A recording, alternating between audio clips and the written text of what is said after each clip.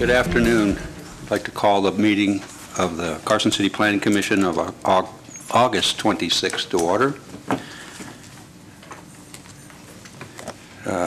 First of all, to start off, I'd like to introduce the newest board member, Elise Monroy. And we welcome her to the commission. We look forward to her participation. Would you call the roll, please? Vice Chair Eswine. Present. Commissioner Castro. Commissioner Green. Commissioner Monroy. Present. Commissioner Owens. Yes. Commissioner Salerno. Here. Commissioner Sadler. Present. Quorum is present. Thank you. Mr. Sattler, would you lead us in the pledge, please? I pledge allegiance to the flag of the United States of America and to the republic for which it stands, one nation, under God, indivisible, with liberty and justice for all. Thank you. At this time, the public is invited to comment on or discuss any topic that is relevant to or within the authority of the Planning Commission, including any matter that is not specifically included on the agenda as an action item. Just for your information, if you are here for public comment on a specific topic, we'll call for public comment after or as part of the discussion of that topic. Is anyone here for just a general comment to the Planning Commission? Thank you. Next on the agenda is approval of the minutes of July 29, 2015. I move for approval. A second. We have a motion to approve by Commissioner Salerno and a second by Commissioner Green. For the record, this is Elise Monroy. I'll abstain from this vote as I wasn't at the meeting. Okay, thank you. Any further discussion on the minutes? I'll call for the vote then. All those in favor? Aye. Aye. Opposed? Hearing none, minutes are accepted. Disclosures or modification of the agenda. Any modification of the agenda? No, and good evening, Lee Plummer, Community Development Director. No modifications. I do want to note that the first item on the public hearing for action items is to elect a Planning Commission chairman, as you know, with Commissioner Wendell being replaced, and this is the time annually when you elect a chairperson, so that'll be the first item. So to whoever is the chairperson elected, we will be taking we don't have any recommended changes, taking the items in order, but we'll be taking items F5A and F5B together as they both pertain to the same project. Okay, thank you. Any disclosures? Does any member of the commission wish to explain a contact with the applicant or the public regarding any item on the agenda? Okay, there are no disclosures. So we'll move into public hearings. Before we start the public hearings, I'd just like to explain sort of the process on public hearings for the audience. I know. The first step in the public hearing process will be a staff report where the staff will give a report on the item. The Planning Commission then will be able to ask questions of the staff. Then the applicant will be asked to make a presentation. The Planning Commission will then be able to ask questions of the applicant. After the applicant has presented and the Planning Commission is finished with their questions, the public will be invited to comment on the item. And we would ask that the public address their comments to the Commission, not to the applicant. The commissioners may then ask questions of anybody who's making a comment. And then the applicant can then make a rebuttal or respond to any public comment, after which the Planning Commission can follow up with the applicant, and then finally a motion will be entertained to approve or deny or continue the application. So right now we'll go with item F1 for possible action to elect a Planning Commission chairman and vice chairman for the term ending July 2016. I would like to nominate Paul Eswin to be chair for the next year. I'll second that. Are there any other nominations? Hearing none, we'll ask for the vote. All those in favor? Aye. Aye. Opposed? You got it permanently. Thank you. We will take nominations for the vice chair. I would like to, pardon me. I would like to nominate, let's see, Mark Sadler as vice chair. I'll second that. Any other nominations for vice chair? Hearing none, we'll take a vote.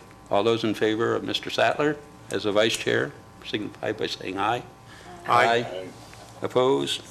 None? Thank you. Congratulations. Thank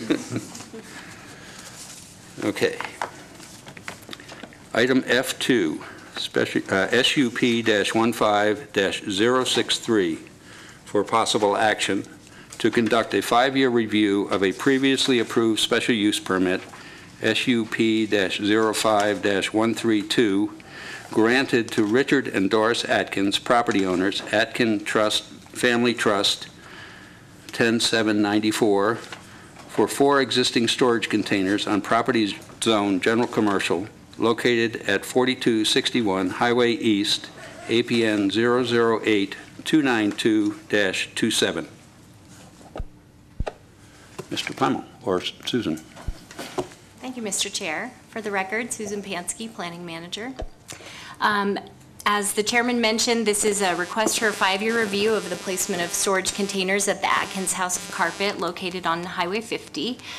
These containers have been located in this spot since 2005, so this is actually the second 5-year review that's being conducted. As you'll see on the aerial on your screen, this site is located just east of the Fairview Drive Highway 50 intersection. And this is an aerial that is looking at the back side of the building where the storage containers are located. You can see the 4 of them here on either side of their roll-up door. The front side of the building. The storage containers from one of the sides, and then the storage containers from the rear. There hasn't been any change to the conditions. They're still meeting them. I would like to note we have requested the addition of a condition. We noted in our site visit that some of the containers are starting to rust a little bit, and while it's not significant and requiring attention during this review, we have requested that they make sure they paint them prior to coming back for their review in 2020. I'm happy to answer any questions. Anyone have any questions for Ms. Pansky? Is the applicant here? Please step forward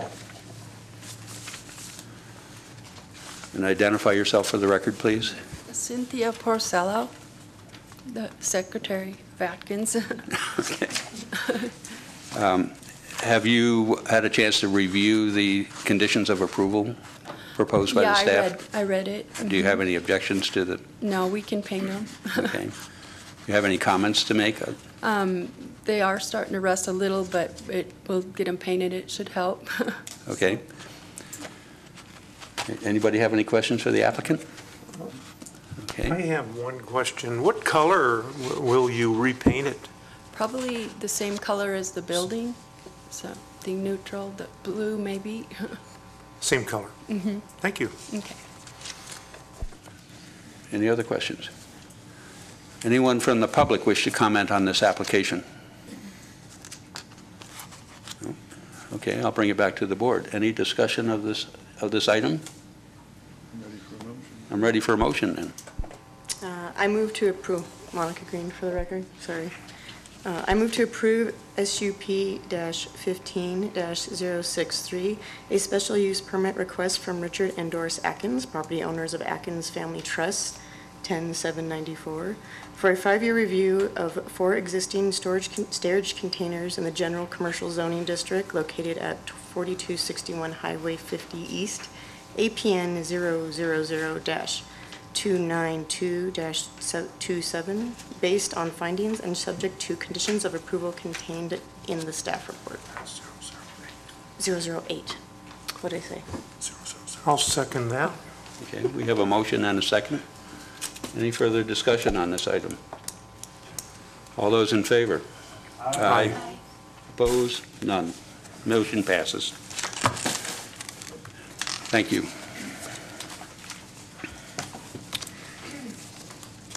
Item F3, SUP-15-065, for possible action. To consider a request from Bethlehem Lutheran School, property owner Bethlehem Lutheran School, agent J.P. Kopolis, for a special use permit to allow the addition of classrooms to an existing school and modification of the school site playground and outside sports areas on property zone single-family residential 6000 SF6, located at 1845 Mountain Street, APN 001-111-33. Ms. Pansky. Thank you, Mr. Chair. This is a request to make some modifications to the existing Bethlehem Lutheran School site. This parcel is located on Mountain Street. It also is adjacent to Ivy Street on the western side. You can see the cul-de-sac that kind of goes into the current property. That's the subject of some of the improvements that are being proposed by the applicant. Just another picture of what the site looks like. This is looking from the south at the property. And then I'll note that the Bethlehem Lutheran, the Lutheran church is here and the school is here at the back.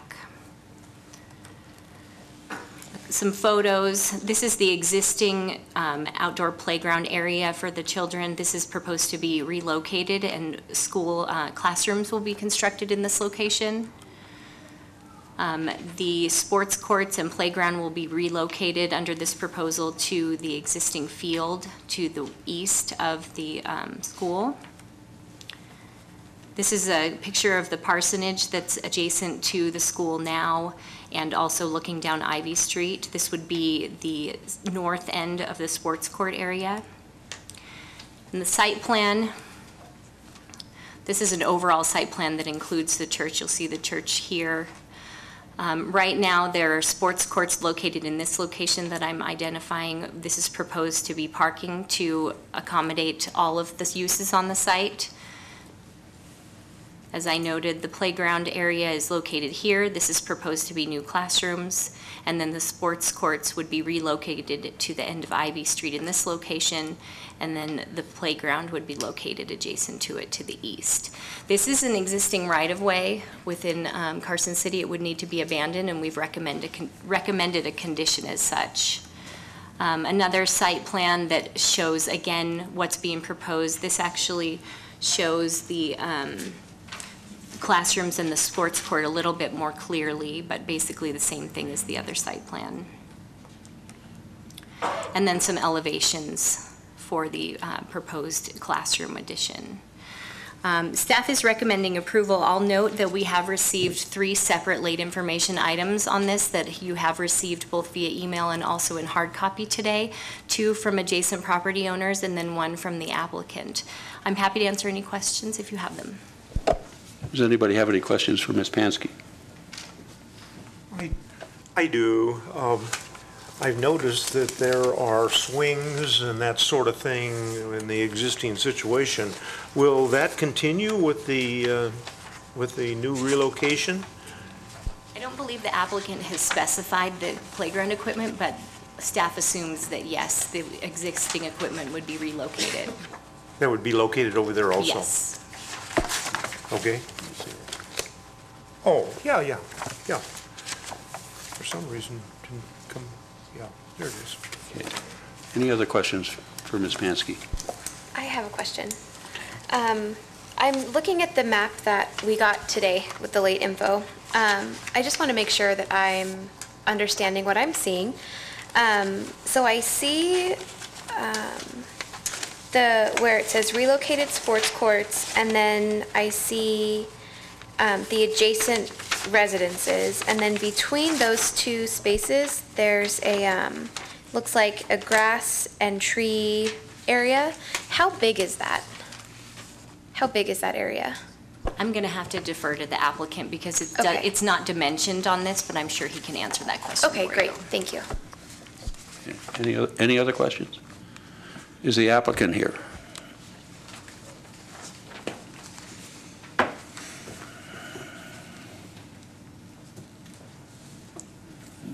Please identify yourself for the record. Good afternoon. My name is John Kopelos. I'm representing the Bethlehem Lutheran School as their architect. Okay, thank you. Have you read the staff report? Yes, And you aware of the conditions? correct. And you are in agreement with those? We had question about deep within the report, there was a request for a traffic study, and we don't know how involved that is. Okay. Well, it would only be a condition if it were in the conditions of approval. Oh, okay. Yeah, we found it in the engineering staff request. Okay, well, that might be, It actually is listed as a condition of approval number 20. More Okay. information on existing and new traffic numbers must be submitted with the construction Okay. permit. We just want a clarification, what are they looking for that? Part of the problem is Fritch School is there as well. right. So Well, I how think do you identify whose cars are whose? I think that well, I shouldn't speak for it. Maybe the engineer can address this. Danny Rotter, engineering manager for the record. I think the information you provided in the late information is what we've requested. Oh, So that got turned in weeks ago. Yeah, we don't know what happened in the report, but both of these documents were, this plan was requested by the fire department. They asked us for the fire radius on their easement. So we did that probably about 3 weeks ago. And then Rory, the engineering tech, asked us for the additional traffic info. And we did that several weeks ago as well. So we had received the site plan that you had provided, and it was in the staff report. But this other project impact report, it wouldn't have made it into the staff report if it didn't come to planning, unfortunately. So It maybe did. that's where the problem Yeah, I was. sent it to Kathy. Well, we have it now. and, Yeah, okay. And if it meets the conditions of approval, then, Yeah, so that's our It's question. If irrelevant. that traffic information is, I would say that condition is met. okay. I would thank you. just note it, leave it in there as a condition, and that the late information has met Okay. that request. Okay. thank you. Would you like to explain the project? The school is experiencing a lot of growth. In addition, the latest legislative session is changing how private schools are going to get funded, and they anticipate more growth. The school right now, I really want to say it's overcrowded, but it's overcrowded per the school's philosophy in terms of teacher to student ratio. So the expansion, for the most part, is already absorbed once the expansion takes place. We estimated approximately 20 new students. That's where we generated the additional cars, because there's no busing to it. Cars would be the main form of students getting there. Although the principal, Mr. Cargus, who is here as well, informed me that they've got about 3 students on Ivy Street, so it's an easy walk. Okay. Any other information you'd like to provide? As far as moving, obviously the playground to the north is being moved because that's where the addition is going. Up till now, they've been using the parking lot for their sports court, and as more traffic with the school has already taken place, there's a safety issue with that. They wanted to get it out of the parking lot. As planning reviewed the site, they need those spaces to justify the expansion of the school. Although we did look at the church and school using shared parking, knowing that the different hours of the 2 facilities. So As far as the sports courts go, our original idea was to put them in the cul-de-sac, but there isn't really any paving there that's worthwhile. And one of our goals was that part of the site drainage, it really looks like a ball diamond back there, but it's a depressed area that right now suffices for their drainage.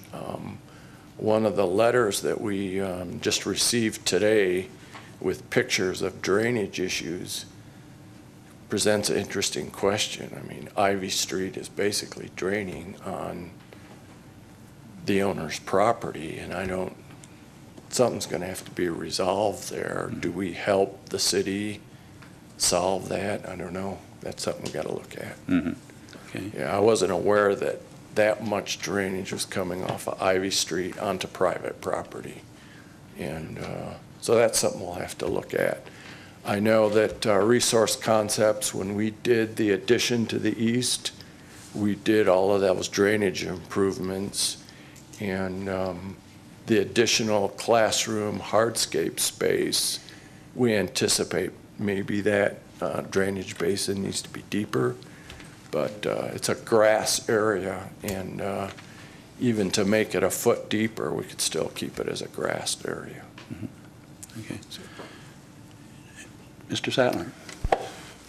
What is currently between where the ball fields are going in the new classroom and that lightly shaded area? Where the circles are and that, I was there yesterday, and I'm just trying to determine what that is. I'm not sure which, parsonage yard. could you kind of Which point? one? That's the parsonage. Oh, that's the parsonage right there. It's a Okay. single-family house. Okay. And right now, the front edge of the sports court would stop at that driveway. Gotcha. One of the letters that we received today complained about traffic drop-off there. The school realizes that itself, and for that reason, we wanted 6-foot-high fence, locked gate there. The fire department would still want access through it, either with a knockbox or bolt cutters, however they decide they want that access. I was in that back section, and right where that drain is, on Ivy Street, there is a low area going towards your Yeah. property that's kind of gravel and that. I think that's where most of that water is gathering. Yeah, it is. But It that just w- that- surprised me that I would have thought from Ivy Street, all that water would be going towards Mountain, but apparently not. Are you familiar with the letters that were We sent just in saw them recently? today. Yeah, we I saw them understand. today around 11 o'clock. Because I was back in there, and most of those homes along Ivy Street there have front porch swings and patios and all that out front. Where your playground is now, there's a fence and there's trees. I mean, they've been there forever. Right, right. But this actually is going to be putting it right out in front of all these people's front yards, just to the right of them, and that sort of thing. Correct. And I can relate to that, because my house is on the southeast corner of Seeliger School. Oh, And the right. school wasn't there when I built the house, but I confirmed what was going to be there before I built it. Right. Because the playground now is on the other side, so I understand where those. Could you point to the north, kind of the northeast corner of the sports court? Yeah, right in there. Right now, there is probably about a 20-foot buffer with existing trees, which we planned on maintaining. So that buffer does help to the north. And if it wasn't for the fire department wanting access all the way through Ivy, we could continue that buffer, but unfortunately, that's about the Yeah, best but we can do. Right past that buffer, as I say, there's 3 or 4 Correct. homes, and it's their front yards and driveways and Correct. stuff. Okay, thank you. Anyone else have any questions for the applicant? I had a question, Elise Monroy for the record. I had a question, I think you might have just answered it, about the buffer, I think is what we're calling it. So that's, the dimensions of that are like 20 feet It's between the. approximately that. I corner? really didn't put a dimension to it. Okay, Is it more? Yeah. okay, great, thank you. Yeah, but those trees that are there are existing. They're pretty good size. I think I had a note, trying to find it here. Do you have a question? Yes, I do. It appears, according to the scale, that it's about 25 feet from the east edge of the sports court to the property line 25 feet. Okay. Is what it seems to be, according to scale, and I assume the scale's right. I'm used to working with them, I'm an architect, so. Okay. And it's those trees that are along there, you know, I visited the site, but I didn't look at them as much as I should have. Could you describe what those trees are? Are they mature? What are they? They're birch. Birch, okay, they're birch. They're About 20 years old. 20 years old. You wanna come and Uh, Had you, Well, had you considered the possibility of providing some shrubbery on that side that would shield the neighbors that are to the east? We could certainly do that, yeah. That might be a, One of the conditions is that we study the landscape ordinance against the site.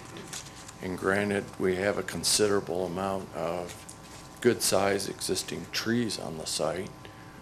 We could certainly, I mean, if that wanted to be a condition, I mean, we could add that as a condition to improve the buffer there. Yeah, I think the shrubbery would be like in the 6-foot, good-sized things, Sure. you know, in that range. Thank you. And certainly there's space there to do it. Okay. You have anything else to add, or Principal, anything to add? Thank you. Could you identify yourself? My name is Lonnie Cargis. I'm the principal at Bethlehem Lutheran School. I've been there since 1990.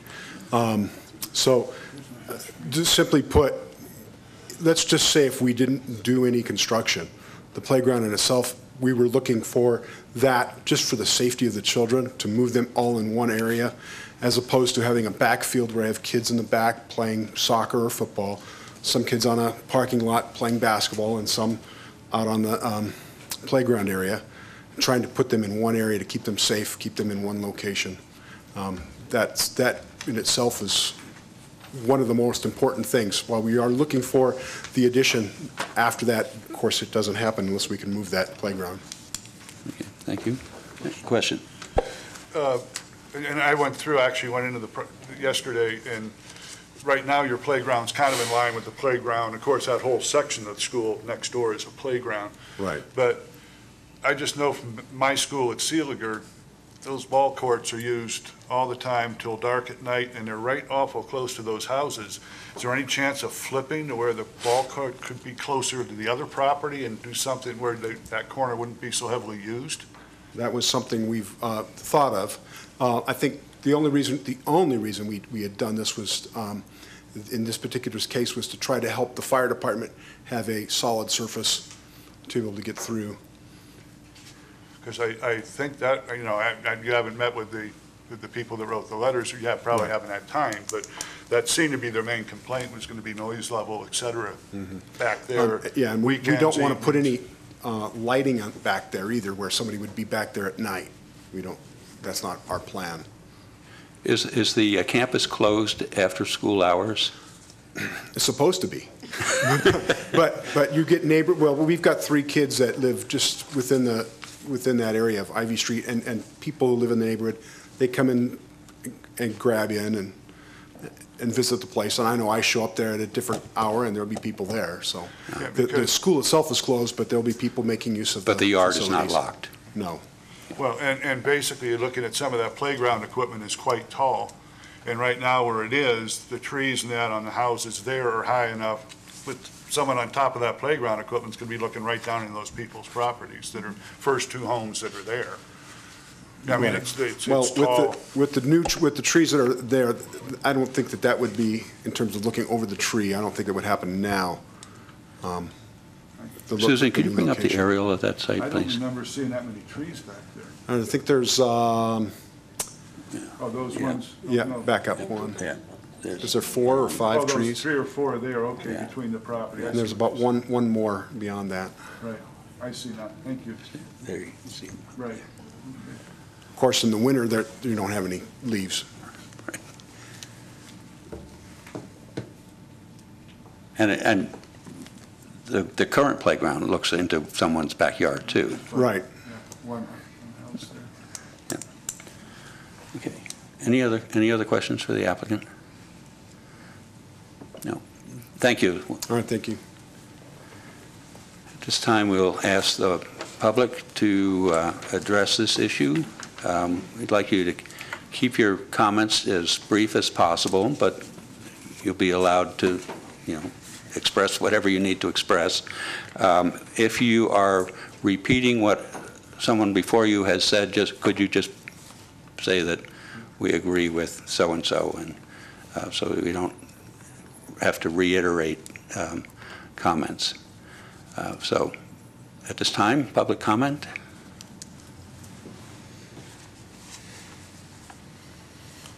Good evening. My name is Jared Fazer. My wife and I are the property owners on the north side of the field there. You received my letter. So, I just had a few, I guess, extra comments just to kind of get,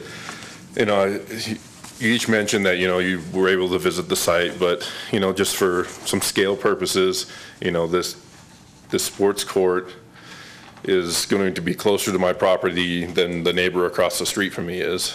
The sports court will be literally the dead end of the street. It will dead end into a 6-foot fence and then asphalt. Currently, we enjoy the open grass area. That's one of the main reasons we bought this home. In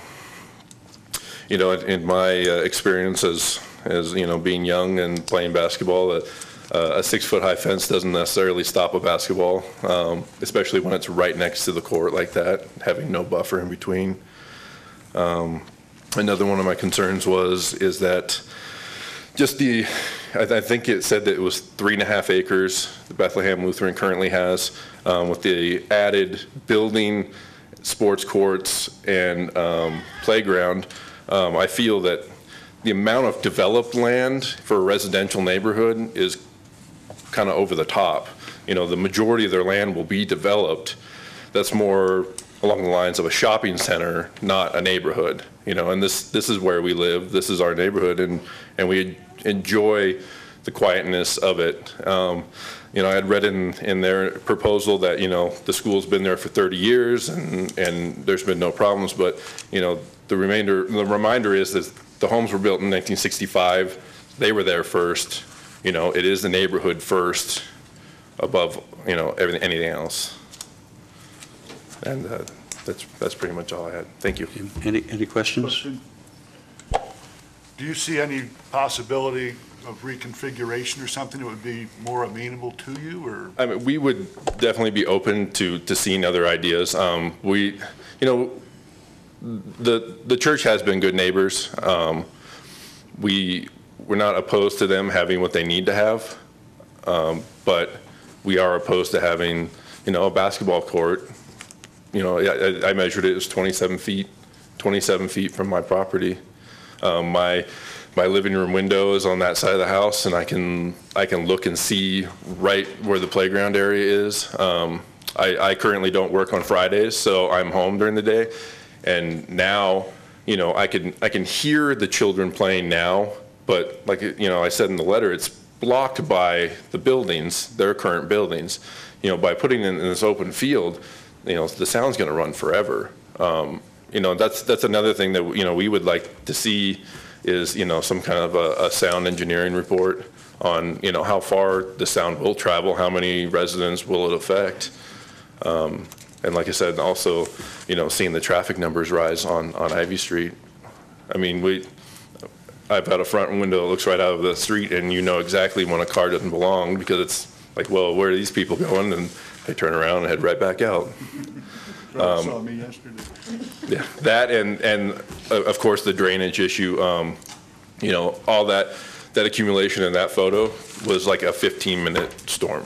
Granted, it rained a lot, but it was still only 15 minutes. In the wintertime, my driveway is an ice rink. You kind of got to get a running start to get into it and out of it. Currently, I'm guessing it's draining to Carson City public land, is that dirt area, and with with abandonment, it would be then private property. So I'm not sure what would have to happen then. Well, and being back there yesterday, the street drain is quite a bit higher than any part of that property. I mean, the street drain right out front of your driveway is quite a bit higher than anything back in that whole lot area. Exactly, yeah, it definitely pools right there. It pools when people run their sprinklers, so any storm we get is definitely. Yeah, I would just note that drainage issue is a city issue, it really has nothing to do with the school, because No, that's it's correct, water from, that's correct, yeah. it's water from the road. However, my point to that was if this is abandoned, then it's now draining to, Right, well, it sounded like the applicant was interested in at least discussing the possibility of improving the drainage. Okay. Because if they put their courts there, it's going to have an effect on that, too. Exactly. So, any other questions for this? Yeah, I would, just from looking at the layout there, would you be opposed to them adding their courts internally where their parking is and turning that into a parking lot? My biggest concern with that would be is the amount of traffic then coming down Ivy, and at what times, would that traffic be? Because like I said, that, we were informed by the previous pastor that, parents were not allowed to pick up back there, but they still do. So I wouldn't want it to become like the main pickup area, drop-off area for the school. It would be my biggest concern. It would seem to me that if there's going to be, right now, there's no gate there, that if they put up a 6-foot fence with a locked gate, that would prohibit kids from using it. There is a man gate that the children currently use, and that's located just south of the pastor's house at the north end of the building there. There is a man gate that's always open. But the new gate will go across the end of Ivy Street. Yeah, and I'm not sure if this man gate will still be, because it's set back from the grass. It's further south than the grass line. There's a man gate there at this piece of the building that comes out to the east there. There is a man gate there that's always open, and that's where the children go in and out now. Right, but that would be access to, if I'm not mistaken, access to the playground area. Yeah, I don't know. Well, we'll address that at a later. Any other questions? I have one question. How would you feel if if the sports courts were moved south to the south border in that area and had the open area, the grassed area closest to your house? How would you feel about that? I understand why they didn't, because they do have that detention basin for the drainage over there, so I'm not sure if they can put that in there. I don't know. I would love to have that buffer, have them push back more towards Fritch Elementary, because that's where noise is coming from anyway. So put the two playgrounds together. We wouldn't be opposed to that if they can make that happen. Yeah. Okay. Any other questions? Thank you. Thank you. Anyone else wish to address this? Please step forward.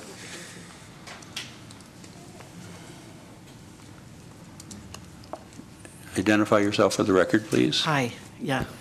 My name is Barbara Nicholas, and I live at 601 Ivy Street, which is right across the street from the gentleman that just spoke. And if you went around there, you probably know which house is mine. It's on the corner.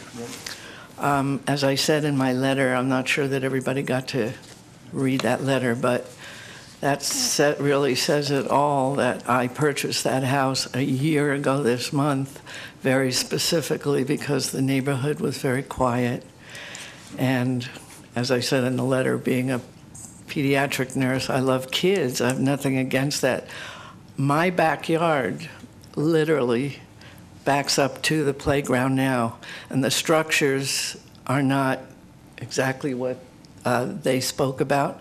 The structures are probably 18 feet high. They literally look down into my pool area, and I see the kids, and I don't, I've never complained about it. I've seen those people dropping off the kids in the morning, but it's 5 or 6 cars. I see them parking there to pick up the kids that don't want to go into the traffic on Mountain where all the rest of the kids are picked up. I know that if this happens, it will be a thoroughfare, and as I said in my letter, I specifically went to the city before I purchased this house to be sure that this was not going to happen. So I was shocked because I had just gotten home from LA and saw that letter. That court would, and I know from kids and basketball, even now the kids play way after hours, till dark, sometimes after dark in that area. Never complained to the church. I've never complained to the city. That's not my objective. But this court would change the nature of the whole neighborhood.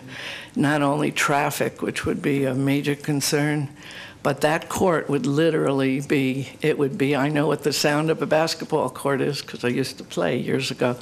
And it would be constant. It would be the kids at school.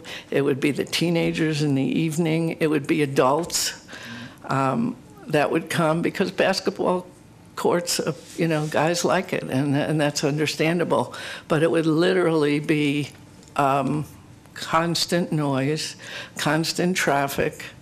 And as I said in my letter, I would not have even considered ever buying that house. They said it was at least 20 years. There's no changes proposed. And it's going to change. It would change my life to the point where it would be unbearable. What you're talking about, moving it closer to Fritch, it would make all the difference. I mean, maybe you were going to ask me that. But, my having a medical issue that means I have to sleep during the day, it would never be possible. My kitchen, my family room, my yard, my side yard, all would be right, literally. I mean, I don't know if you saw the driveway. It's literally right outside. It would be like living in the middle of a schoolyard, and I couldn't do it. And so I was just so shocked by the proposal. So I'd be happy to answer any questions, but that's my...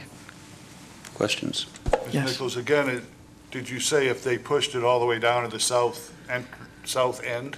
Next to Fritch's playground. Next to Fritch, down where the straight yellow line is, down and put the playground and ballparks there? I mean, they're already here, the kids, and I don't mind that. I moved there knowing there would be kids during the day. I didn't know that it would be evenings and summers because I hadn't been told that. But, kids' voices a little bit far away is acceptable. I've never complained. But if it were a basketball court literally right next to my house, it would be unbearable. Thank you. Any other questions for Ms. Nichols? No? Thank you. Thank you. Anyone else in the public wish to comment? Please step forward. Identify yourself for the record. Yeah, my name is Richard Yen. My wife and I were property owners at 1863 Ivy Street, just across the street from Barbara. We're sort of the corner pocket there, and 2 houses down from Jared. Thank you so much for taking time today to listen to our concerns.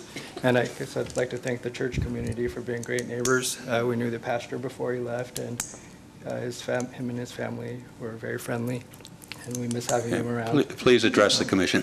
I'm sorry. I should take a second. We echo the same concerns that both Jared and Barbara had, especially with regard to noise. We purchased our house with this sort of the same mind frame that Barbara had, that we wanted a quiet place to live in without a lot of traffic.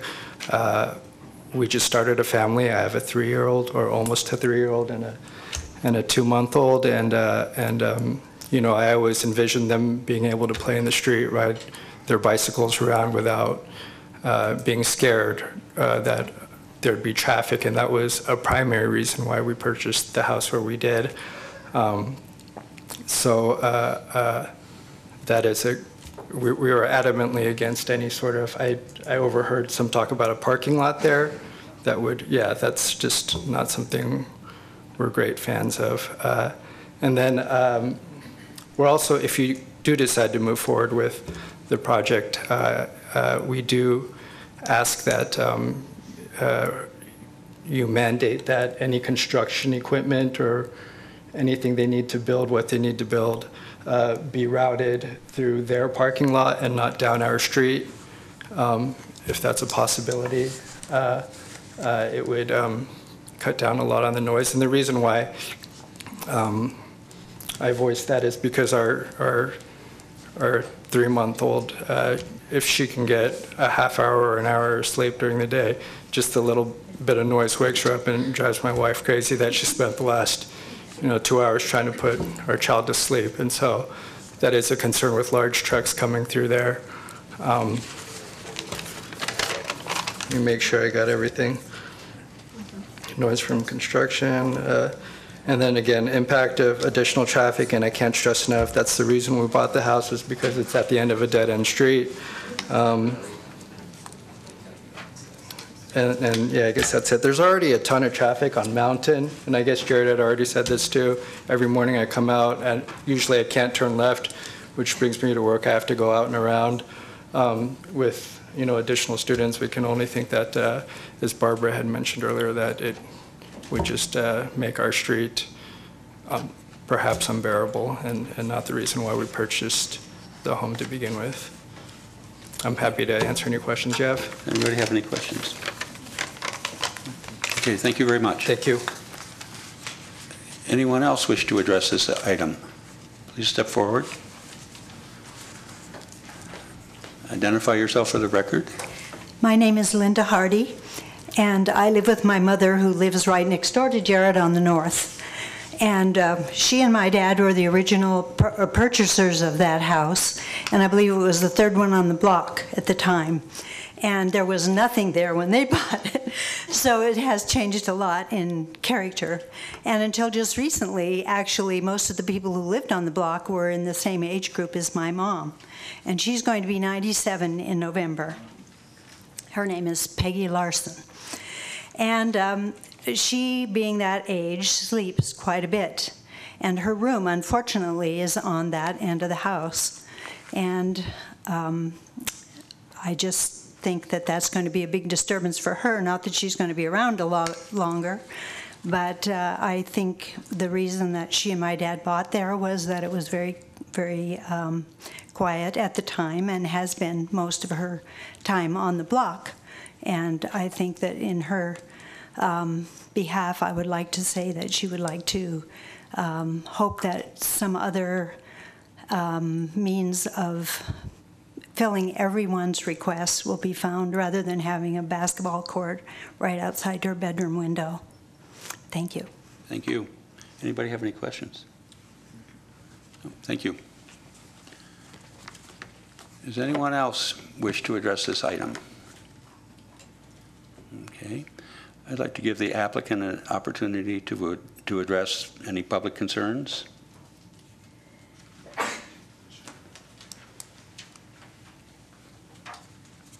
We're not sure there really wasn't any questions for us to answer. I would only say that, the existing playground and sports courts are in the vicinity of the neighborhood. And yeah, they're getting flipped the east side, but they've been there all of that time. So we have entertained the possibility of your suggestion, but to move the courts to the south.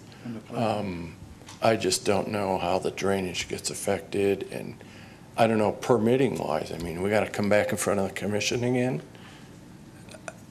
Not if it were just a site modification. Yeah. The special use permit would be for the relocation of the ball fields and the addition of the classrooms, not necessarily the location of the courts. Is that correct? You can actually put in your motion that you're approving it with the understanding that it's being moved, and we would do it that way, but they wouldn't have to come back in front of the commission once that occurred. Okay, thank you. I know there's some different costs involved, and that's why I've got to ask the client, but right now, because it is preliminary in nature, that would be our big question: what happens to our site drainage-wise? Okay. But offhand, I can't see any reason why we couldn't flip the whole thing and deal with those issues. Okay. I have a question. The fence that's going to go, the fence that's going to go along across the Ivy Street court, or the the dead end there. That will be locked, is that correct? Yes. And so that... We'll close off whatever pedestrian access Okay, there will is be no pedestrian access, even through that gate that, between the classrooms and the parsonage now. Yeah. We do have this one access, and our pastor used to access through there all the time. We had been told many years ago after 9/11, we had to leave that gate open for emergencies. Now, we haven't locked it up at night, and that's a possibility after school is out, we could lock that up. I guess the idea is if we had to evacuate and leave the premises, we have to be able to get out that gate. I think the concern is that children currently use that exit to get out to the street for their parents to pick them up. And if there was some way to... I'm not sure how many are actually exiting that way, because I do know we have several kids who live in the neighborhood and walk out to their homes. I'm usually doing parking lot duty, so I'm not back there to see how many parents are actually showing up. But it sounds like from the public comment that there is a fair amount of traffic using Ivy Street. I mean, if there were no pedestrian access there would be no reason for that traffic to be there. Right. So if that might be something that you could address or look at to somehow restrict the access there, because we can't restrict traffic on a public street, so we can't say, well, you can't use Ivy Street, but if there's no reason to use Ivy Street, then... The only thing I can answer, at least when school starts, if they drop them off, they have to walk all the way around to the front of the building. They can't even get in. So that's at the beginning of the day. I can't speak to the afternoon because there's other exits to panic bars and so forth to get out. Okay. Is there any problem with a restriction that would limit construction equipment to entering off of the Mountain Street? The only thing that comes to mind, and I don't know how heavy the machinery is, they should be. I would think they should be able to drive down that, because if fire trucks. If fire trucks can do it, then your right. construction equipment can. Okay, so if they're able to do it, then it should be okay. Okay. Does anybody have any questions? Mark, go ahead. Yeah, a couple things. One of my concerns is where your ballparks are, where they play ball now, most people don't even know it's there because it's between the buildings.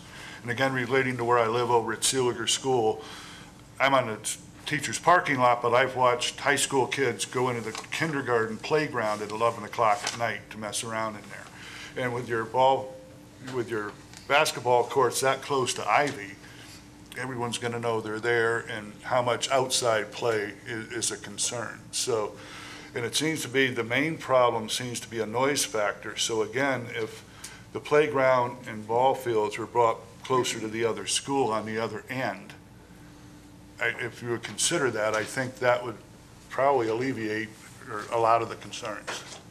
I don't know if that's something you can consider or not. We've actually, John's done a preliminary drawing for that possibility.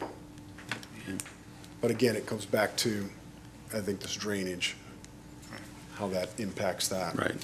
I mean, it may be that that's the lowest corner of the property. It probably is a low corner, and that's where the drainage is going to go. That's why it's where it is right now, because it's the lowest corner. If the playground on DG and everything is back in there, I mean, drainage could be, it may be a help to even get the water out. If the basketball court's closer up to the building, and the playground's further back, whatever. I mean, there might be a way to work that. I think it would solve a lot of heartburn for a lot of people if that's considered. So, anyway, that's just my only comment. Thank you. Okay. Any other questions? I have a comment. Okay, just two things. I think that it sounds, sorry, Elise Monroy for the record. It sounds like there were actually some questions anyways about the drainage and what that might look like, so it might be worth the opportunity to look into what the existing drainage or changes could be. And then I agree with Commissioner Sattler that it sounds like it's a noise issue and possibly looking at reconfiguring the plans and moving the sports courts back deeper could solve some heartburn. So, thank you. Commissioner Salerno. Yeah, I visited the site, and it seems that if the drainage is in the area where they're currently proposing the basketball court, that if they switched it and moved it to the southerly boundary and closer to the school's buildings, the basketball court, that there didn't seem to be a huge difference in elevation. It would seem that it might require a little bit of grading and maybe movement of the drainage, unless it's in the street. I'm not sure, because I didn't see the drainage at that end of the building. Do we know just where that drainage is currently? Does anybody know? I can explain the drainage on our site. If you could point. Could you go up and point out where you think sure. the drainage is?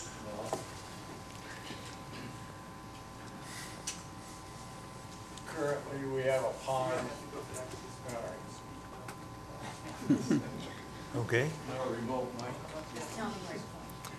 To that corner. It's a pond, and it's not connected to a drainage structure. Yes, it is. It's, if you follow the property line at Fritch south, there's a ditch there that's where the overflow is to it right now. I see. So, and that happens to be the lowest point of the site. So, I mean, we could look at flipping, which I think will make it work however, but now we're putting drainage up higher on the Yeah. site than our low point. Well, it's just But a matter we'll of get it moving to some work. dirt, perhaps. Yeah, we'll get it to work, that's all. You know, right now, let's propose that we flip the courts in the drainage And the playground? so that it's to the south. And if that's an acceptable proposal to the Planning Commission, then we'll propose that. And if we can work with that plan with staff and get that approval from a planning standpoint, then we can move forward with permit drawings. Okay. Mr. Owens. Just kind of a comment. We really haven't dealt with the playground, just the ball court. Well, it's all in one. And it's all in one. It would Could all you call up move. the other drawing that shows, it'd be one of the, there you go. Yeah, you'd move the playground. Yeah. Now, could you point to the Both east of those the- features Oh, would move. Is this? No. No? Okay, now. Thank you. Yeah, right now, the playground is there and the courts are there, and if we flipped them, the playground would be there, the courts would be here. Okay, so the playground would actually move Move as well. with the courts. This is the existing Okay. drainage area, we would flip it, and we would just have to figure out. And the only other Drainage comment works. that I would make is as far as the traffic and the people dropping kids off is not really why we're here tonight. And that's not part of this. So I don't think we're really addressing that unless we increase that with the court being at that north end. Okay. Mr. Sattler. Again, I was there yesterday, and the majority of the people, the way you do it, you come in off Mountain, and then you go through the parking lot and out the other side, right next to the church. And I sat there through most of the pickup, looking in my rear view, and I did not see much on Ivy. I just saw everyone coming and looping through there, so. And I think if you wanted to make a condition that we somehow address whatever pedestrian gate is there, we'll just have to work on the security side of it. Yeah, because of some of the school issues that have happened around the country. Right. One of the things, we did a single point entry similar to what the school district has done. And I mean, that's part of the reason why we're putting a 6-foot fence there as well. We're trying to secure the site a little bit better. Because I believe right now the fence there is only like 4 feet. Yeah, yeah, it's easy to jump over. Yeah. And it's not locked either. And is there a fence between Frisch and your school? Yes, there is. Is there any access between the two? There has not been. But that might be something we explore, I don't know. Go ahead. There's a gate that we don't use that's locked, but it's a possibility. I mean, if we had to do it in an emergency, it takes a key and somebody would have to run over there. So there is a possibility of using that if we had to escape out that way. But. Okay. Go ahead. You mentioned that you are required to leave the gate open or unlocked. Right. During school hours. Yeah. But it is I thought that for security reasons, you're only supposed to have one entrance to the school, so that's where, that was, like 2002, 2003, something when somebody walked, the Sheriff's Department, I think, walked the site, suggested that we have an escape route. Just their exit from the property, so they aren't climbing fences. Right. But that sort of frustrates the idea of a single entrance to the school. Well, all that does is just get someone to the playground. It doesn't get in, or to the outside. It doesn't get them inside the school. Okay, and it's on the outside. It's right next to the parsonage, near the school area. So but the pastor would used that. I think he's the one who took the lock off, and used that to walk to his office to the church side. So which side of the gate at Ivy Street would it be on? Right there. So, okay, so if you kept the gate at Ivy Street locked, there would be no pedestrian access to Ivy Street. Right. Okay, thank you. That clarifies my concern. Yes. And I think another thing, again, thank you, by flipping that would discourage most people wouldn't even know it's back there for outside play, because honestly, I've lived here since '71, and I didn't know those homes were on the backside of Ivy. I thought it went in and through or something. So I think that would also be a benefit from that as well. Right. Thank you. Any other questions? Okay. Well, I will bring it back for discussion. It appears to me that the applicant has indicated that they're willing to accept a condition that we flip the playgrounds, or the ball courts and the playgrounds, and that really the pedestrian accesses would be at least mitigated by having a locked gate at the end of Ivy Street, which would preclude people from having to use Ivy Street as a pickup area. And then I also heard them indicate that they would be willing to perhaps add additional landscaping, although if they're moving the playgrounds, they may not need to do that landscaping. And limiting construction equipment access to the Mountain Street entrance and exit area. And I would like to add those as conditions, should we consider this. Mr. Owen. Just to throw it out there, if you limit the construction equipment access, then you're going to limit the time of day, which puts the construction equipment going through a schoolyard. And I'm not sure that having that equipment running back and forth through the school is optimum either. Well, a question for the applicant then. Your construction schedule, would it be during school year or would it be during the summer? Can't answer right now. I thought we were going to have a permit to move the playground before school started, and here it is, September already. So. Well, that might pose a problem, but it probably isn't any different than, I mean, there are kids using that field anyway, if I'm not mistaken. So it's 6 of one, half dozen of the other. But it may be worth noting that John Copelos, for the record, I did recently just do a project over at Fritch, and the contractor was very good about working with the neighborhood. Good. So I think we could probably work out something similar. I'm unsure what kind of requirements city engineering is going to have us do, because part of Ivy Street is really deteriorated, that end of the street, and I mean, we're going to have to do paving there. I just don't know.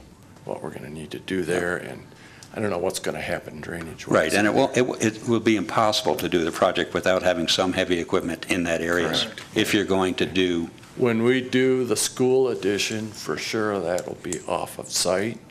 And now if we move the playground to the south, that'll be on site as well. So the only thing we'll have is whatever work we need to do on Ivy Street to finish that out. okay, I would just request that you attempt to limit, minimize construction access, or, Quick question Go to ahead. staff. It's the abandonment, will that just be to where their driveways and that sidewalk and ends? Is that that gravel area, is that what's considered Ivy Street now? actually, there's a cul-de-sac there.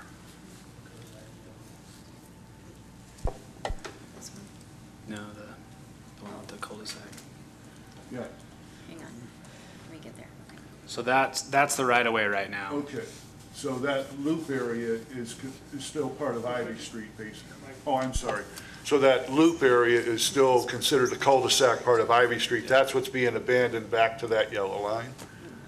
No? Yes, yes. The property line there's a jog there between Right, the two little property jog, lines, right. but basically, this was kind of unusual. That used to be a subdivision back there, and they abandoned the property lines, but they never abandoned the cul-de-sac. And it So makes if- absolutely no sense, Originally, they were but gonna probably plant houses around there or something, and they just. at the didn't. time, Right. yes. In fact, where the parsonage is, that was all planned to be I understand. developed, and they abandoned all the property lines back there, but they never abandoned the cul-de-sac. So that's why we're doing it now. Great. Thank you. Okay. Any other questions or comments? I'd like to make a motion if we're ready for that. Okay, just one more, any more comment from staff? Okay. From the public? Okay, we'll entertain a motion or comment from the public. Sorry, Jared Fazer again. So I had a couple of questions with, the conditions. So it sounds like they would still be replacing the fence that's currently there. Yeah. Would that change locations with the abandonment? Are they taking the entire dirt area? Are they taking just the cul-de-sac piece?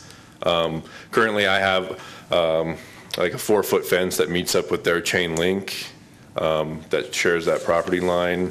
That's one of the questions I have. Another one is that my property overlaps that dirt area by 10 feet.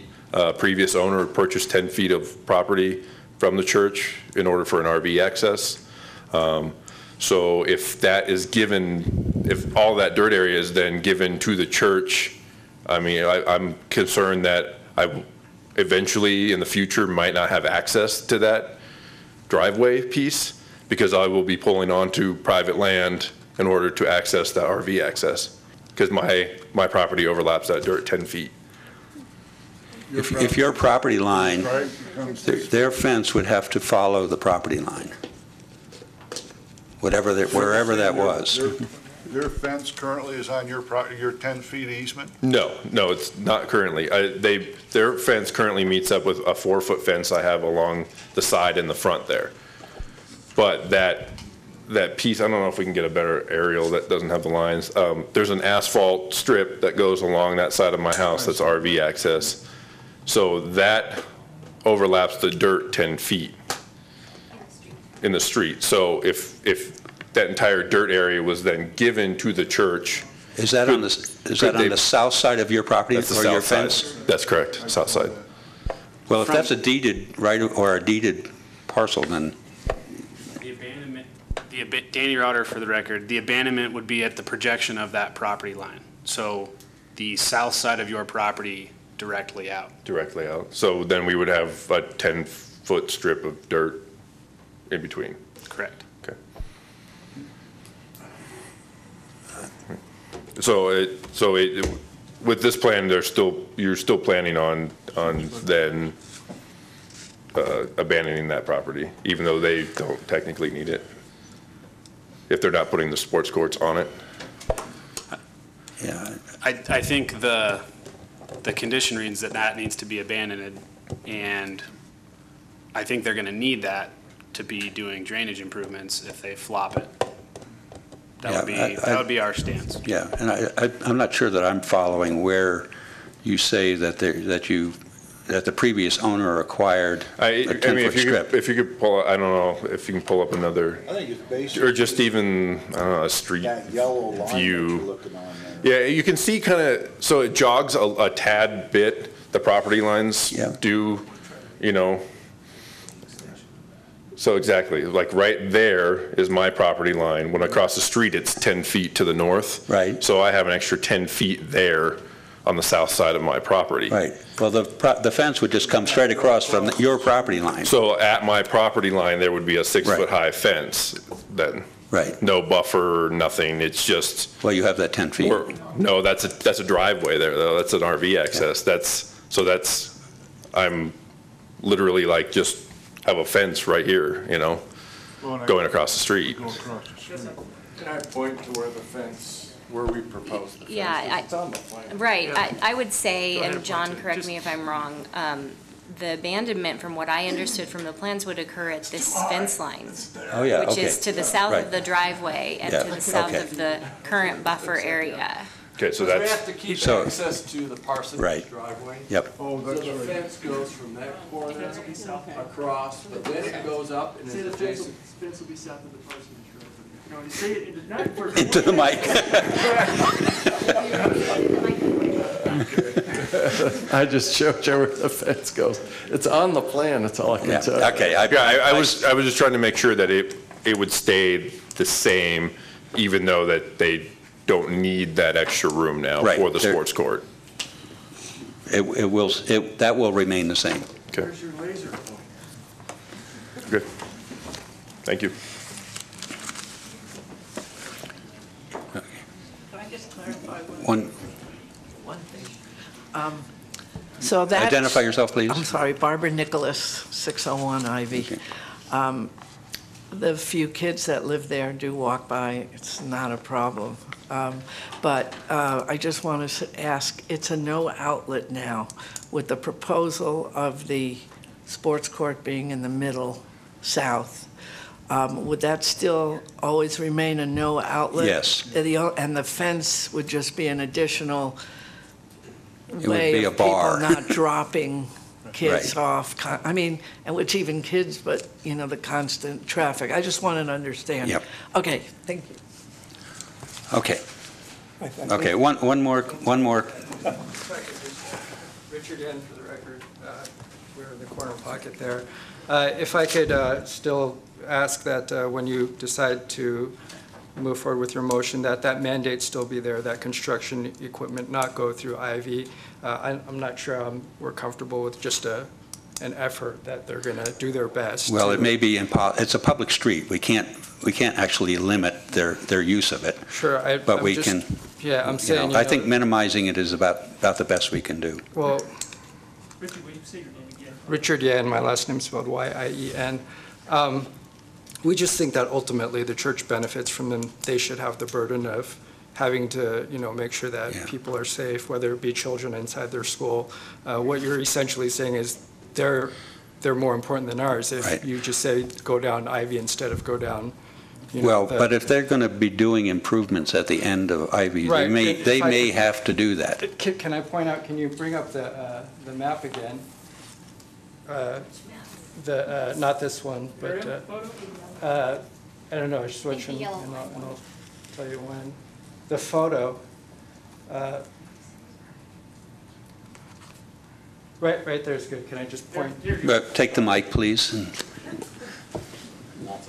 So if you just have them go down, you know, this area, even if they need to do repairs on Ivy Street, they can just do that through here. They don't have to go down over there. That's all we're asking. Yeah. That's true.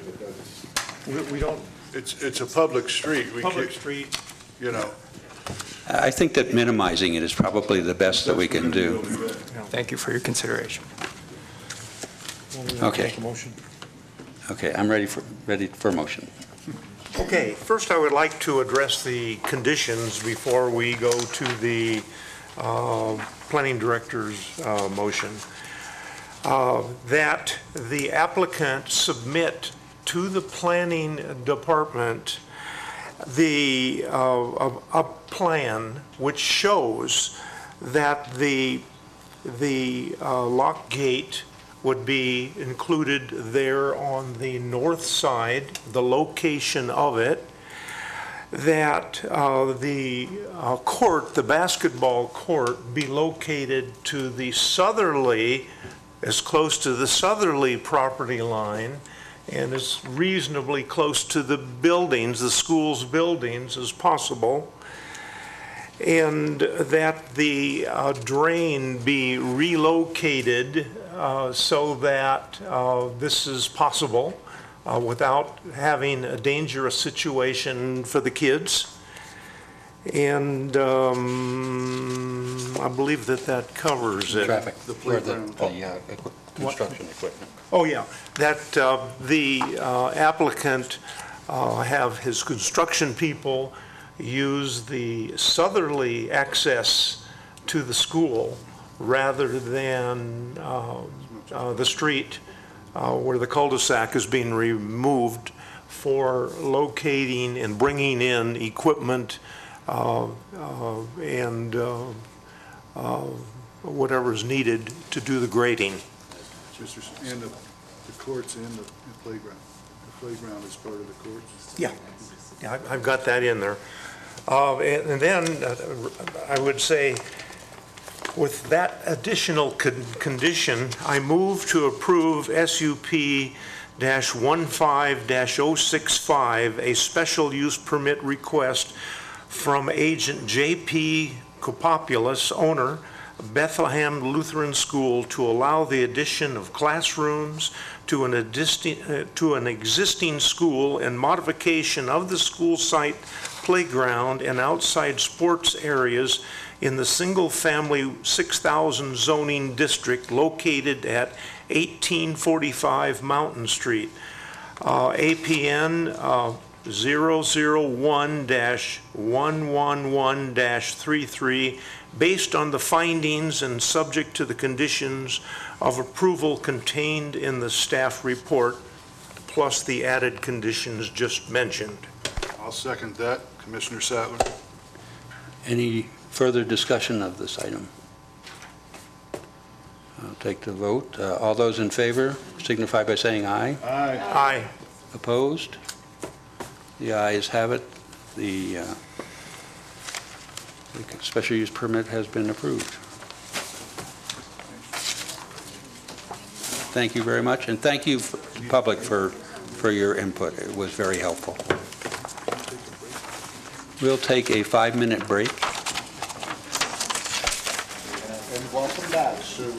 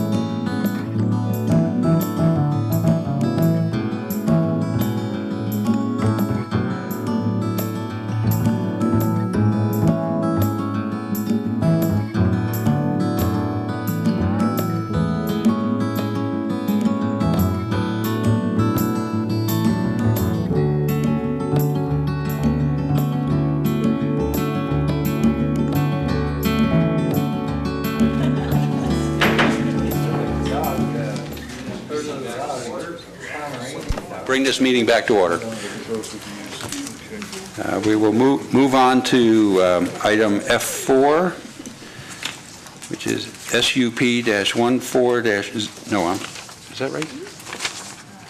Yes, F4, SUP-14-081A, for possible action to consider a request from WSCC Inc., property owner Sandbar, for a special use permit to increase the allowed wall signage from 15 square feet to 140 square feet on property zone general commercial located at 2765 Highway 50 East, APN 008-312-12.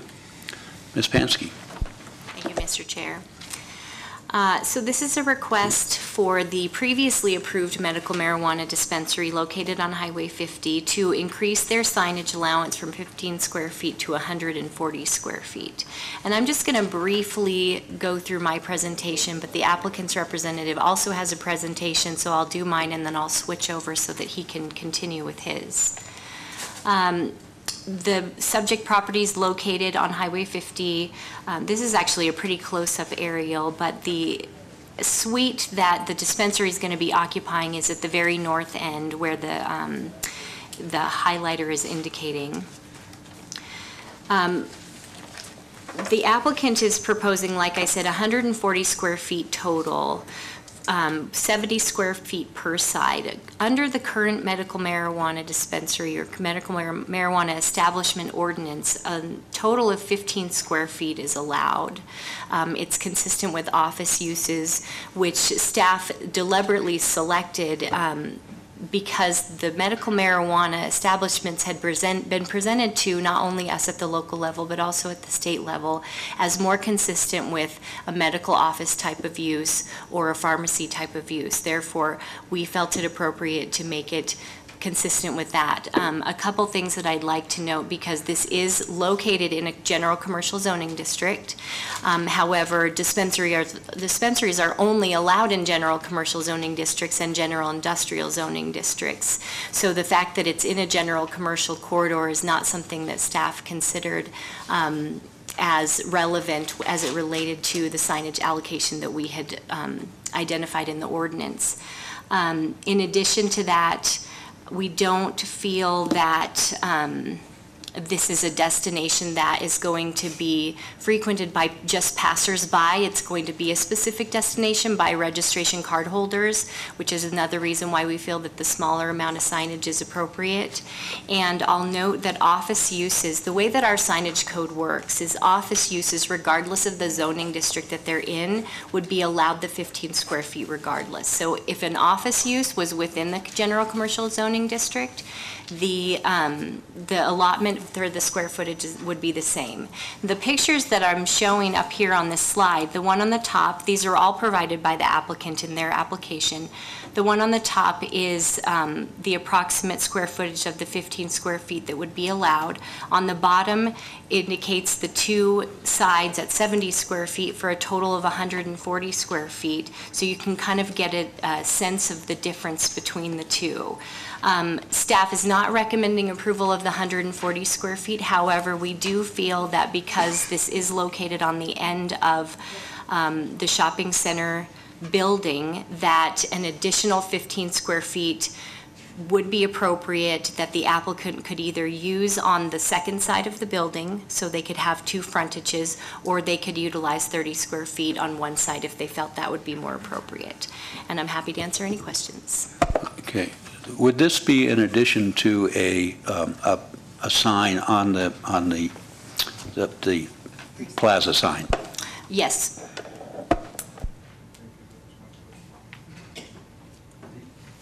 Do any other commissioners have any questions for Ms. Pansky? Okay. Would the applicant like to address the commission, address this item, please? Please identify yourself for the record. Thank you, Chairman Eswine. My name is John Krimpatic. I'm with KLS Planning in Reno.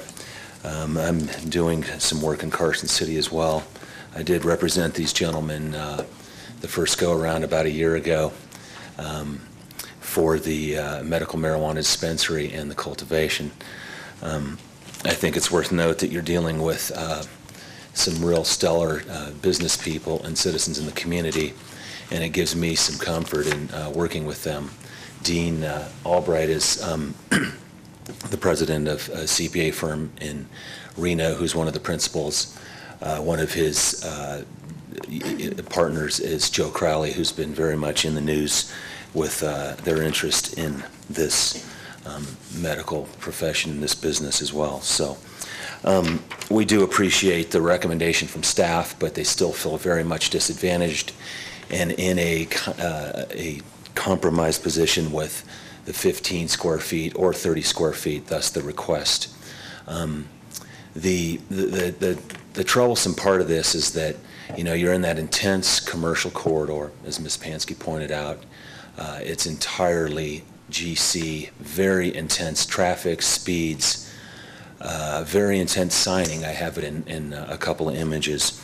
And so 30 square feet collectively on, 15 on one side of the building and 15 on the other just pales in comparison to what's going on. And I think, that would be one of really three key points here that gives me any comfort even approaching this topic with the commission and staff, and that is the dominance of GC zoning and what goes along with that in the allowed signing. We're basically asking for half or just less than half of what would be allowed for a retail use in a shopping center. It is retail zoning, it is a shopping center, and there's nothing that would indicate this is a dispensary when you look at how well they're putting together the tenant improvements, the exterior improvements, the landscaping, and the signing. Sierra Wellness connection, very well done by our sign expert. I think probably the biggest underlying issue, and this comes from the state law, it's fiercely regulated as it should be. There's been a lot of caution in the way this is delivered and absorbed then down by the Carson City and the local level, but this whole issue of the facility must have an appearance that is professional, orderly, and dignified. That's key, and it was just written exactly that way on the local level. And I look at this signing and the sign request and say, again, it's very well done. There's nothing that would suggest a hint of medical marijuana in any of their program. And so it seems to validate part of our request. The other is there is no, the way the language reads, traditional style of pharmacy or medical office. This is not a medical office, it's a shopping center. It doesn't appear or could be anything to look like a pharmacy. So I keep emphasizing the retail component and the retail nature of it because it is a retail use in the shopping center. And then the other thing is, the high speeds, if you look at the Highway 50 actually transitions to 45 mile per hour when you go across the other side of the freeway, 395. So there is some relationship between signing and need for signing and speeds and volumes of street. And the fact that it goes, it's located in that 45 mile per hour design, speed zone, they simply would like a little bit more presence to be more in line, or say half in line with what would be allowed for any other retail use in this corridor. Those are my basic points, and I do appreciate an opportunity to be heard by the commission, and I would be here for any questions. Thank you. Does anyone have any questions? Mr. Sattler.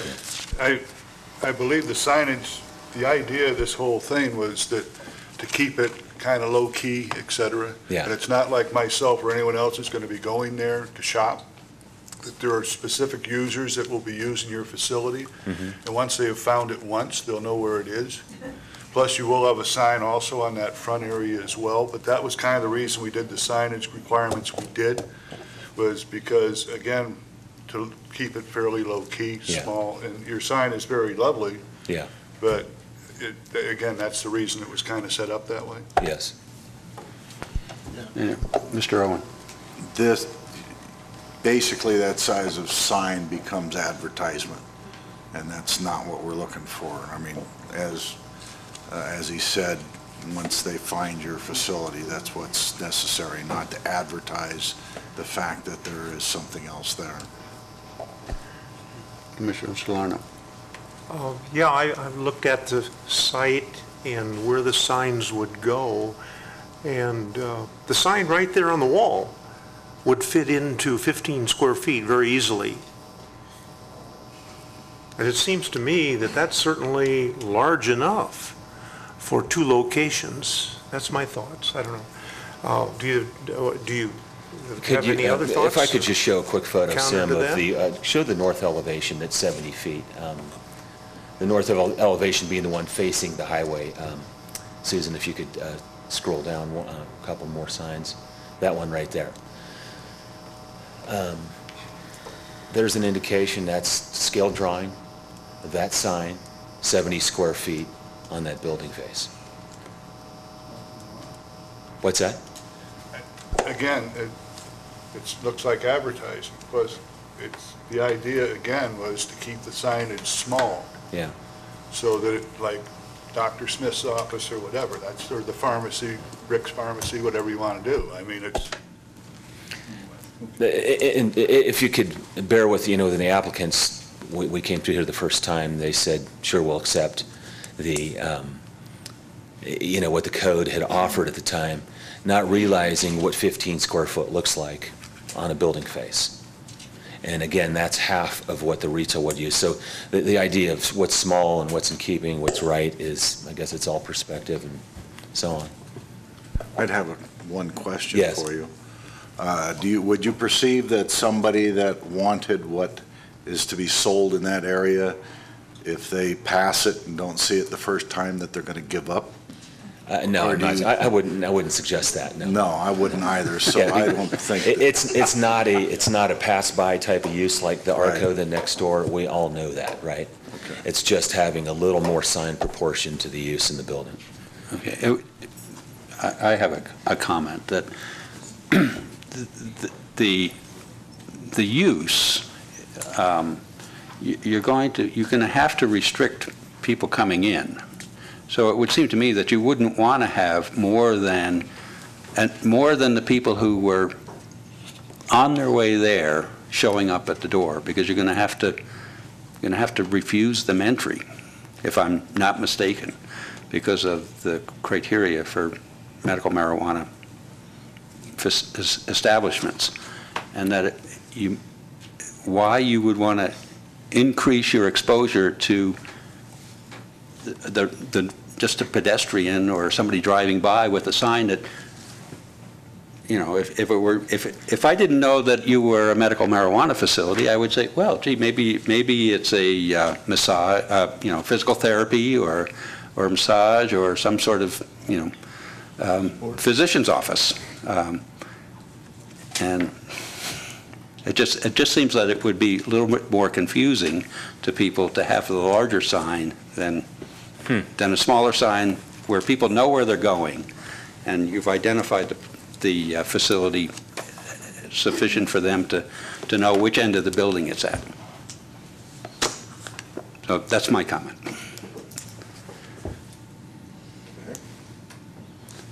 Any other questions? Okay. Well, I guess we'll give the public a chance to address this, or if you have any further comments. No, I don't. Thank you, sir. Thank you. Anyone from the public wish to address this item?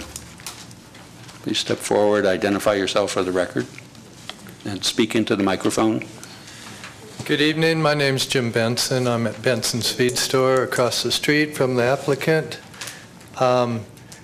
The first thing is the law is 15 square feet. They have, the people they're going to sell to are going to have a little card. They're not selling to everybody in Carson City. This is Carson City. We don't want to advertise that, hey, we have marijuana for sale here in Carson City. They are selling it to people with a medical condition. The applicant, I know they're highly educated people. They know what 15 square feet was. They knew that when they were told. I don't think we have any need for any bigger sign. That's what I feel. Thank you. Any questions for Mr. Benson? No? Okay, thank you. Anyone else here to address this issue? Okay. Does the applicant have anything further to add?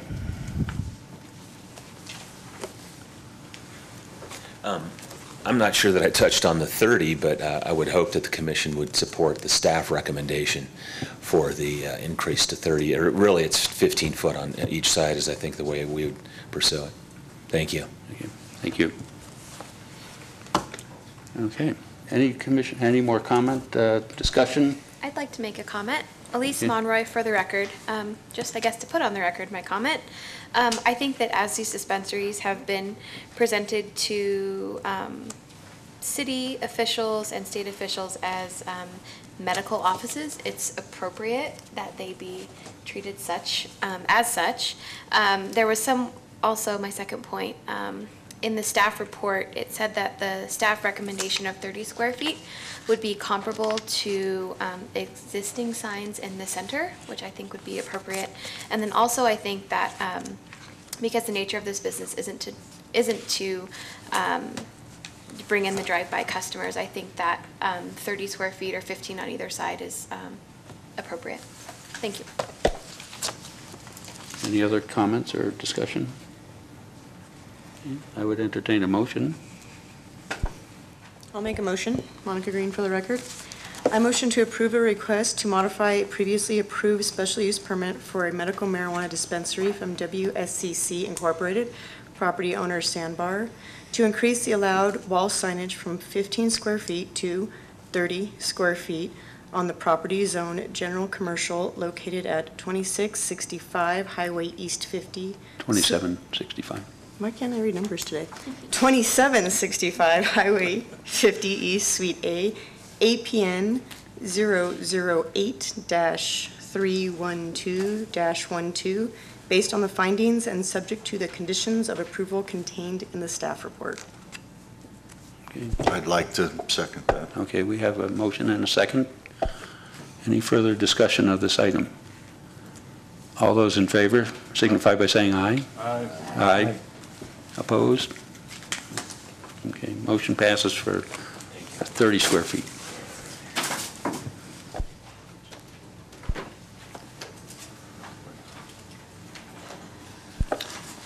Moving on to items F5A and F5B. I'll read each one of them separately, but we will consider them together. F5A, SUP-15-066, for possible action to consider a request from the Hop and May Adams Foundation, property owner, Adams 308 North Curry LLC, for a special use permit to allow an increase in the permitted height in the downtown mixed-use zoning district and to allow the use of the property split-zoned downtown mixed-use and residential office for uses per the DTMU development standards on property split zone DTMU and RO located at 308 North Curry Street, APN 003-228-01. And item F5B, a variance VAR-15-067 for possible action to consider a request from the Hop and May Adams Foundation, property owner, Adams 308 North Curry LLC, for a variance to reduce the required front and side yard setbacks from 10 feet to 0 feet for the construction of a residential duplex and garages on property zoned residential office, and to reduce the required setback from a commercial development to a residential zoning district from 30 feet to 0 feet for an addition on the west side of the existing structure within the downtown mixed-use DTMU zoning district on property split-zoned DTMU and RO located at 308 North Curry Street, APN 003-228-01. Ms. Pansky. Thank you, Mr. Chair. A lot going on with this application. So again, the request is for a special use permit and a variance, and I'm going to kind of go through an overview of the project, and then I'll address the special use permit first, and then I'll address the variance request second. So the subject property is a current vacant, dilapidated building on the corner of Curry Street and Telegraph Street. It was the old Citibank building.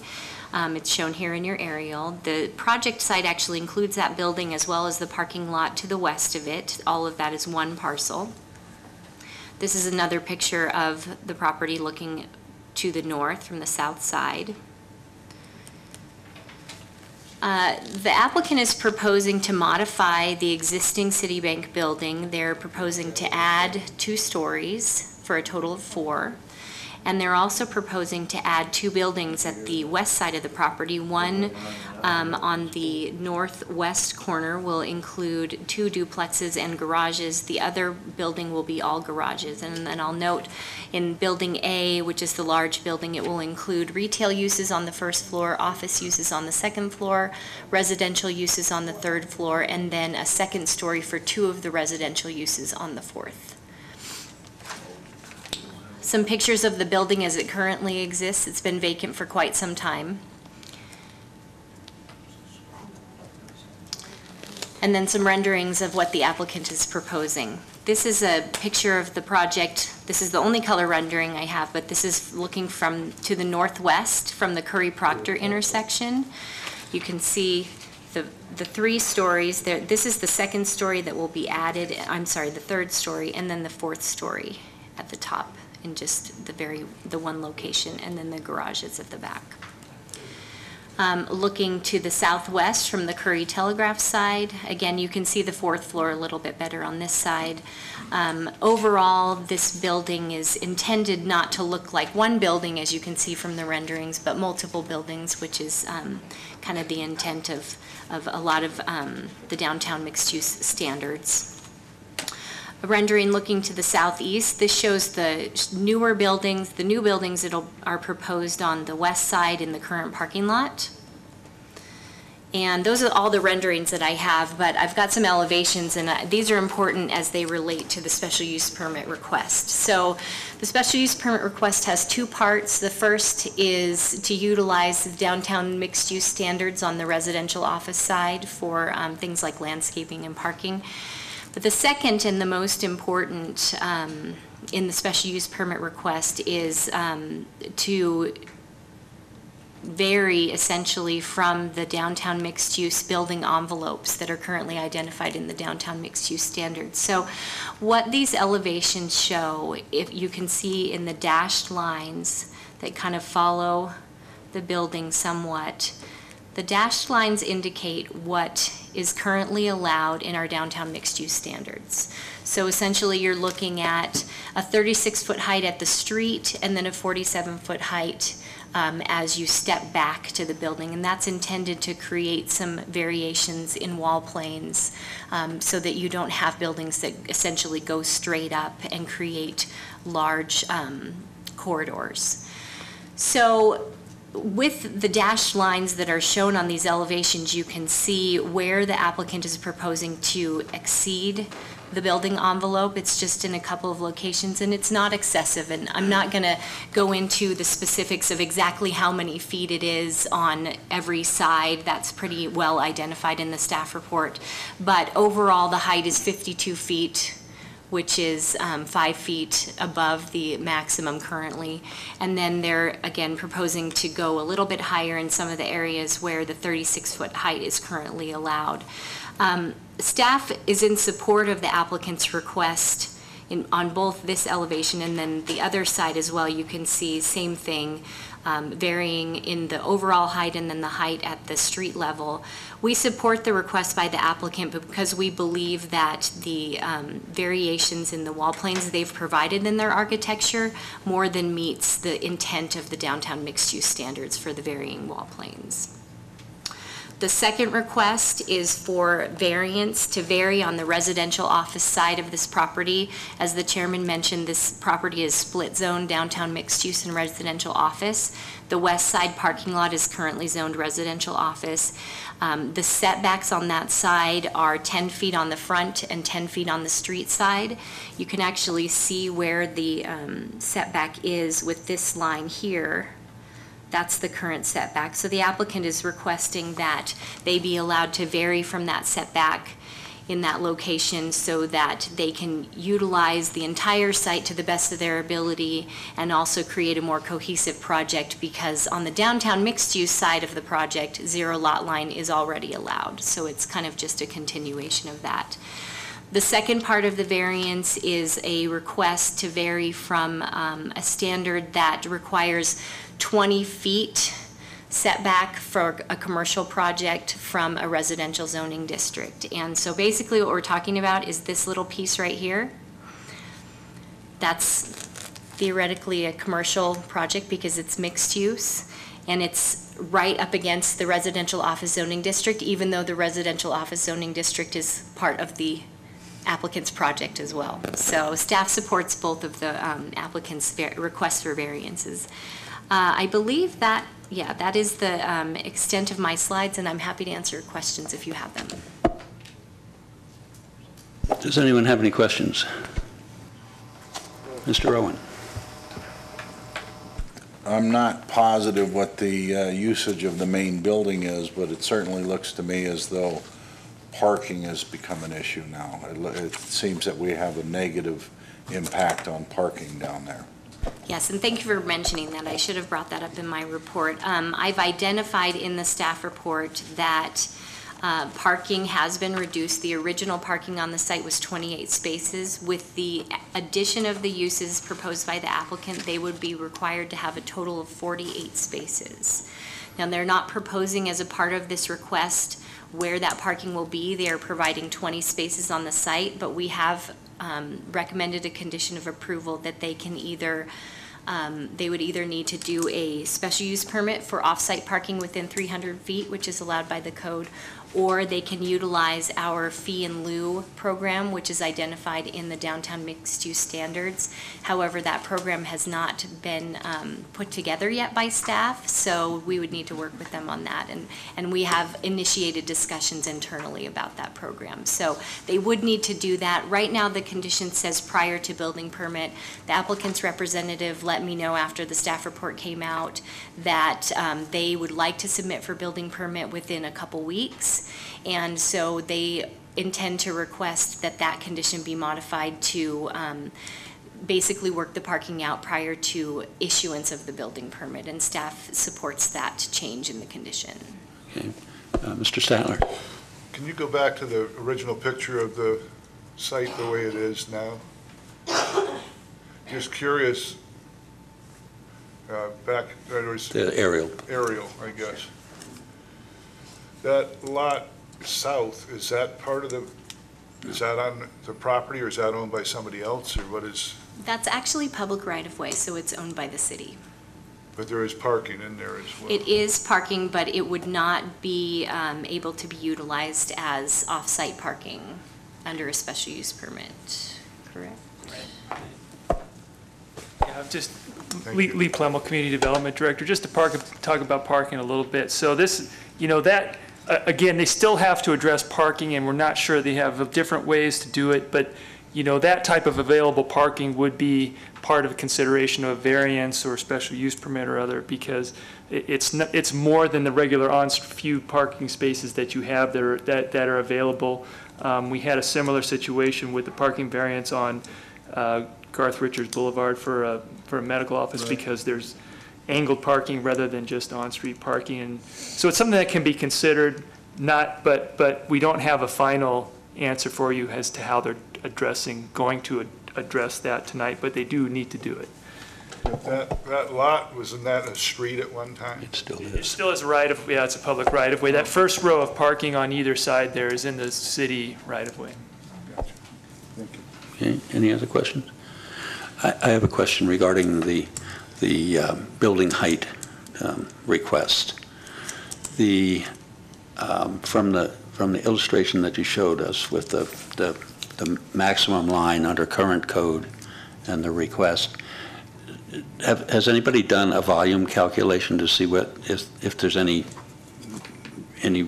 change? Are the volumes pretty much the same? It looks like they probably are, but If it was a nice boxy structure, that would be easier than. no, I with all the understand, nice but it variations looks like doing it might be volume. fairly close to being But, about no. the same volume. Sorry for jumping in there too, but I think that's what Susan's saying. Part of that is not only all the variations, but that it's not across the board exceeding the envelopes. It's exceeding it in certain places and not and Right. leaving some extra. And in others. it also looks like most of the structure that's outside of the existing envelope would be roof area rather than actual living space. Okay. Any other questions? I'd just like a clarification on the parking that they're going to add. Do they have to create the extra parking, or can they use parking that exists and call it part of that project? So the way the condition reads now is that they can either get a special use permit to utilize off-site parking within 300 feet, so that would be existing parking. Or they can look at using our fee in lieu program, which is basically where they would pay a fee to the city instead of providing specific parking. And that money essentially would go towards future parking improvements for the overall public in downtown. Which is already pretty well strained as far as parking. I don't know that I would necessarily say that. Okay, thank you. The parking garages are obviously enough to absorb all the people that live there or whatever in their vehicles. And then there is some open spaces in there as well. That's correct. There are 10 spaces within the private garages and 10 surface spaces for a total of 20. So they're really only talking about adding 18 or something? They actually have to add 28. You have to add 28? Because they need to make up for the parking that they had originally, which was 28. And then there's an additional 20 that are required as a part of this project for a total of 48. Okay. So the 28 are in addition to what shows up on the site plan? Okay, thank you. Any other questions? Okay, is the applicant here?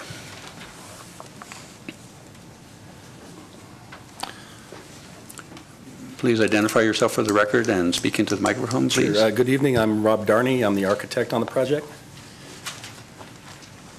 Maya McKenzie, and I'm the Chief Professional Officer for Hop and May Adams Foundation. Thank you. Okay. Just quickly, in case any of you, first of all, thank you for letting us appear tonight. In case any of you aren't familiar with the Hop and May Adams Foundation, it's a charitable foundation that was started by the former owners of the Nugget Casino. They had a very successful casino here in Carson City and made quite a bit of money off of it. So when they passed away, they wanted to give back to the community that they felt had given them so much. They created a charitable foundation with the goal to help Carson City become a more thriving community that was a great place to live, work, and play.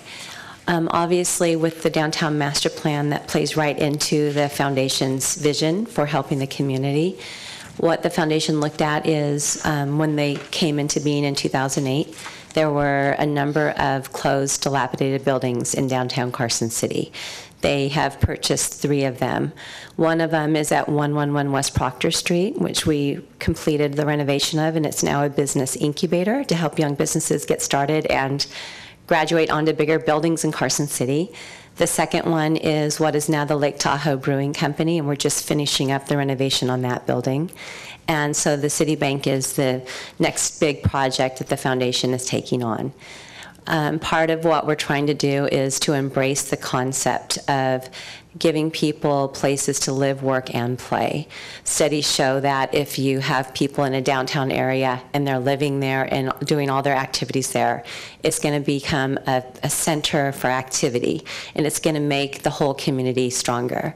So we feel that making this third story on the building, which I guess is considered a fourth, it's a couple of lofts, but we think that's going to make this just a much better place for people. In fact, because we're a small town, the word's gotten out that we're hoping to do this. We have received a ton of calls from people who are already saying, can I have one of these apartments? I'd love to live there. So it's exciting. People are embracing the idea of being able to live downtown.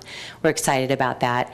Rob has done a great job of creating a building that fits in with the historic nature of our downtown area. And we're really pleased by the way that is turning out, and we are just confident that this building is going to do what we need it to help Carson City get to the next step. Thank you, Maya. I'm here to address any questions you might have about the building. Just to start off with your first question about the massing. Obviously, our request for the height is necessity of the roof structure. It's not any living structure that's increasing on that. Had more to do with just completing the project. And it is about an equal mass trade between the void and the addition of what we're, if you were to cut it out. Obviously, the dotted line that the city has as their zoning ordinance is, you know, it's a rule, it's a line, but it's also, you won't want a building that shape in that spot if that's what you were going to do.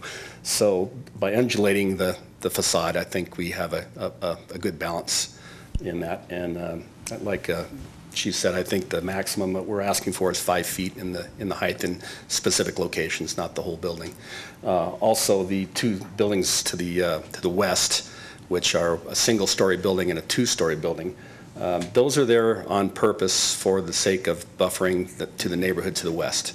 If a developer came in and wanted to put a hotel here, they would want to build the whole block out, and we don't want to see that. We want to acknowledge the neighborhood, and the whole purpose for this thing being here is to draw people to the neighborhood.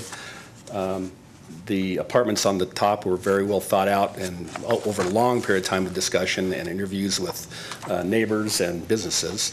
And they're all two-bed, other than the two that are two-story, they're all two-bedroom apartments. And that was purposely done because we don't really want to draw families necessarily with children, but we also don't want small apartments that the senators and the congressmen are going to come snap up and only be here for a few weeks every year and go back to Vegas. We want to have full-time tenants that live there, eat there, spend their money there. That's the purpose of why this is being built. The rest of the building is mixed use. The center middle story, which is now the second level, is going to be business office, professional offices, those kind of things. Right now it'll be an empty shell for lease, and it'll be built out as a build-to-suit. The ground level is set up mainly for a restaurant type use, retail, commercial, but mainly food service type environment.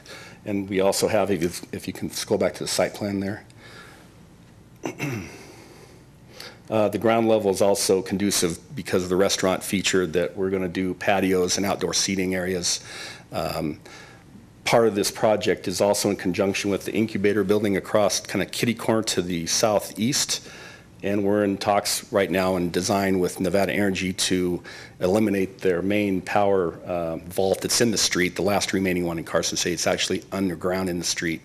We're going to be relocating it into the planter in the parking lot that the city owns, and they're in talks with us. And we're going to provide 2 car charging stations and a hub, electrical hub for use for events such as Nevada Day or crafts fairs, so that those people can plug in somewhere other than stringing the extension cord as they do now from various businesses and stealing power. The second part of this project is the west side, which is now an empty parking lot, has been for a few decades now, a pretty unsightly place. We had a couple options there. The first and foremost thing we had to address was if we're putting apartments especially of that kind of caliber, because they're going to be upper scale apartments. These aren't going to be the cheap zone. That we needed to provide some secure parking for the tenants, whether that be covered parking or garage parking. And the covered parking really didn't seem like it was going to be a good idea. Nobody likes those parking structures, the shade structures. So what we decided to do is create some buildings that were the same scale as the neighborhood, similar architecture that helped buffer that building from the west to the neighborhood to the west. There are still a few residences along Nevada Street there that I'm sure would not like to see a 4-story building right in their front yard. We're asking for the 10-foot setback easement because of 2 reasons. One is if we go back to 10 feet, we pretty much kill the ability to use that as a through affair for parking and traffic. The second reason is that if we push the garage building back, people will simply park in front of their garages on the apron. If we push the building closer to the street, there's not enough room to park, they must then park in their garage. And that gets rid of the unsightly cars that if we were to do a parking lot, we would be required to screen anyway. The building on the left lower corner, that has 2 apartments, and those are kind of created the same way to create the Victorian type of architecture in a residential structure. Can you go back to the rendering of that corner? Right there, that's good. So this turret you see on the corner, that's kind of a recurring theme in Carson. There's several of them in the neighborhood. And that is a 2-story apartment, so it touches the ground there. The front door is right there in the center, and it has a balcony and bedrooms upstairs.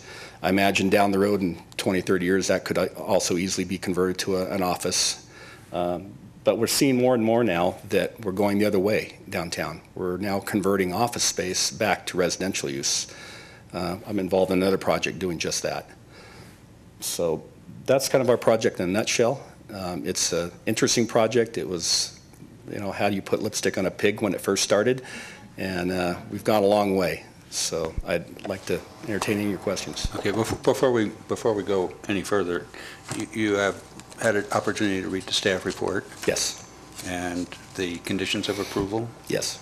And you are in agreement with those? We are. And with the modification that Ms. Pansky mentioned? That's correct. Okay. Okay, any commissioners have any questions? It seems like you've created some buildings that have no backside. Everything is nicely done in accordance with the way we used to do it, 100 years ago, approximately. Foresighted architect. And I'd like to congratulate you for that. The main question that I have is the existing structure that's there, you are able to remove the non-structural elements from that building and utilize the structural system that exists into the large building.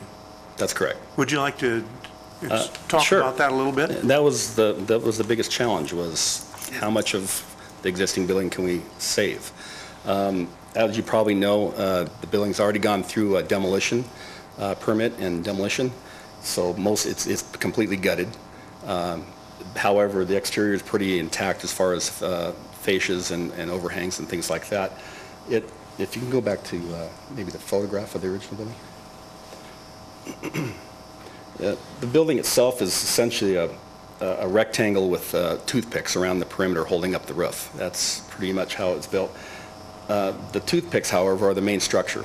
They are connected through the building with steel beams, and the walls you see there with the vertical windows are concrete block, which are nearly non-structural, and they are actually currently an incredible hazard because they are not seismically braced and they are not grouted properly. So we are concerned about making sure we get something going here, otherwise we'll have to go in there and do some temporary bracing here right away. So a lot of that interior walls that you see at CMU will be coming out and being replaced. The main skeletal frame we're going to utilize, some of those toothpicks will get cut off at halfway point, a few, 2 or 3. The rest will be built right into the existing, the new proposed structure. Thank you. Any other questions? And looking at the site plan, And I really understand the idea of moving the buildings up to the sidewalk to increase or to eliminate the possibility of people parking in their driveways. And I commend you on having the garage entrances on the rear for the secondary building, because I think that will certainly improve the streetscape along Nevada. My only question is did you consider, and I think I understand why you didn't do it, but did you consider having your garages for the residential structure enter from the parking lot, from the interior of the site?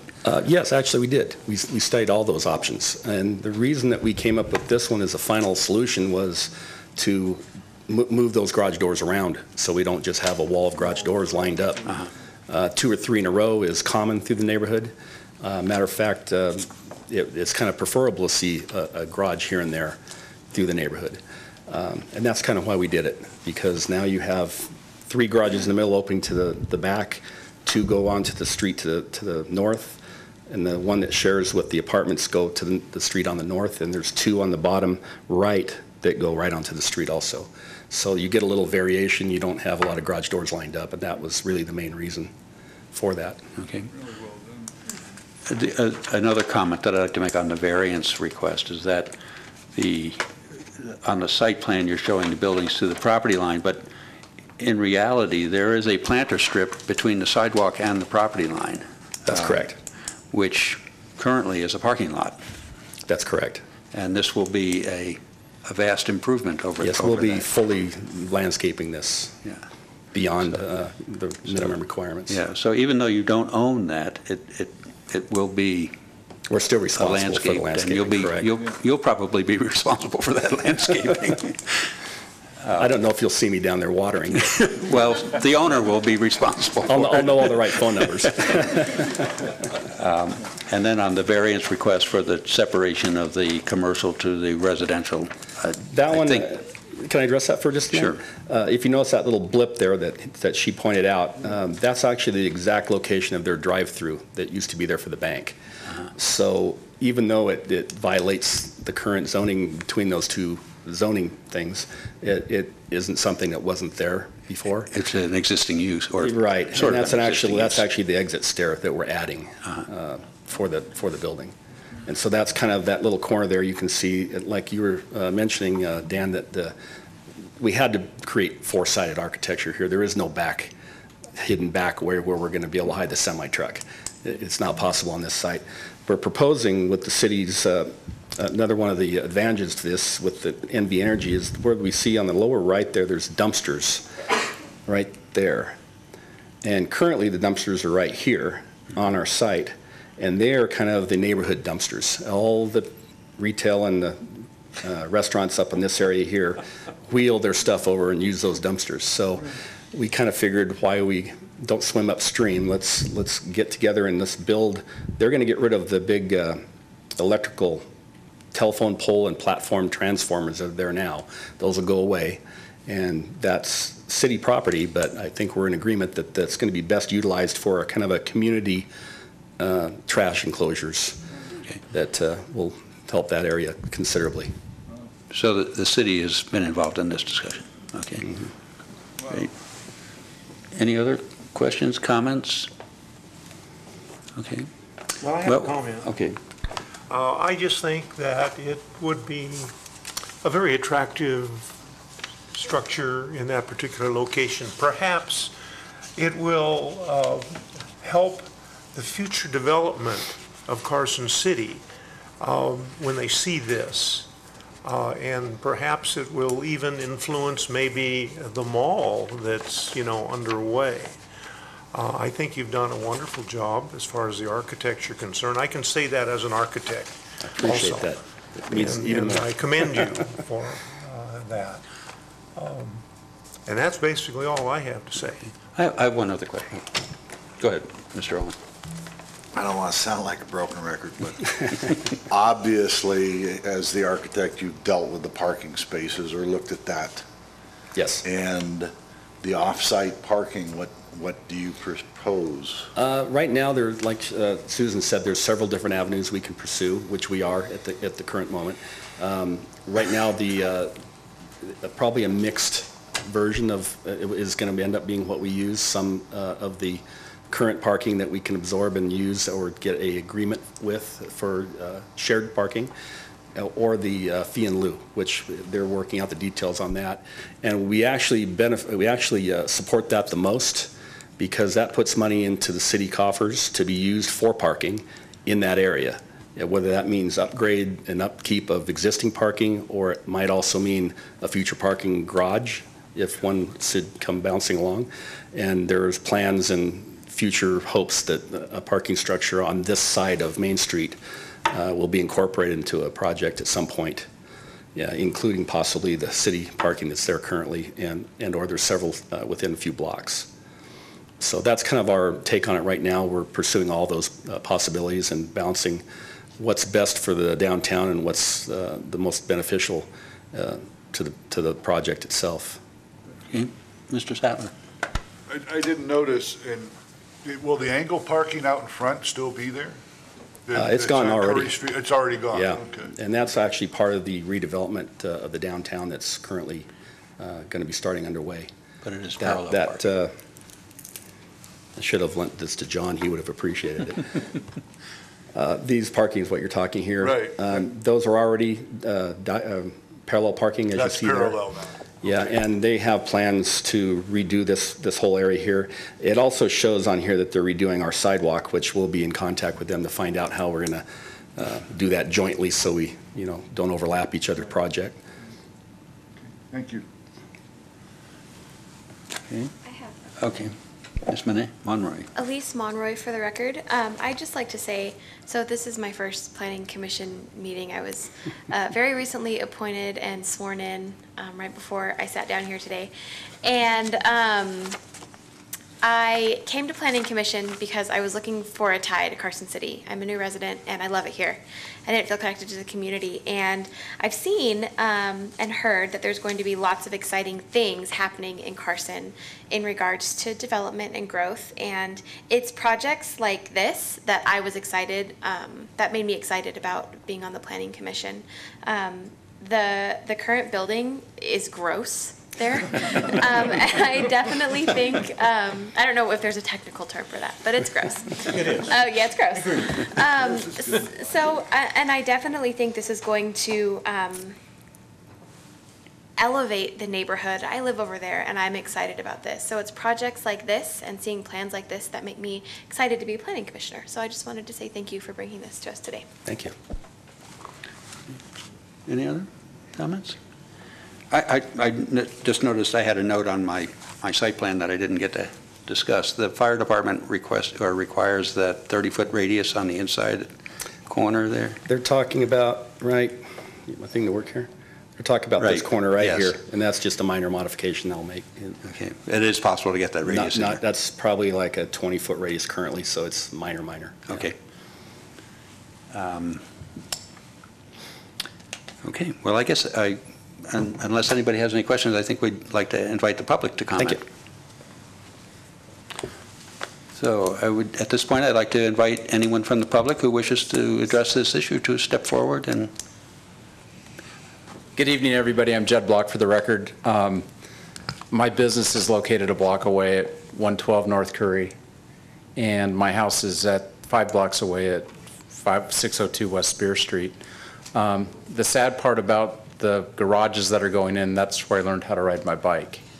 I think that was in 1969, and my dad punished me, straightened me out for crossing the street because I wasn't allowed to do that. The saddest thing about this whole thing was when the Neely house was torn down by Union Federal way back in the day.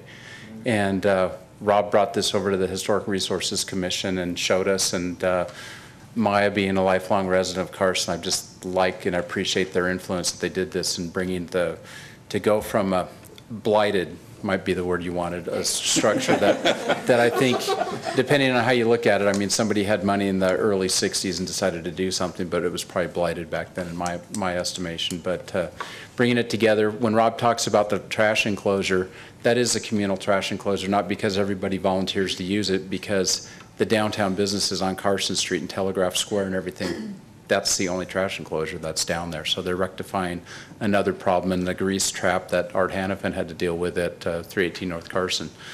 As far as parking goes, a lot of the parking on Proctor Street disappears at 5 o'clock when the Secretary of State's office closes and the Attorney General's office closes, and a lot of those other things. I wish we had more signage downtown for the 3rd Street parking area that the city has.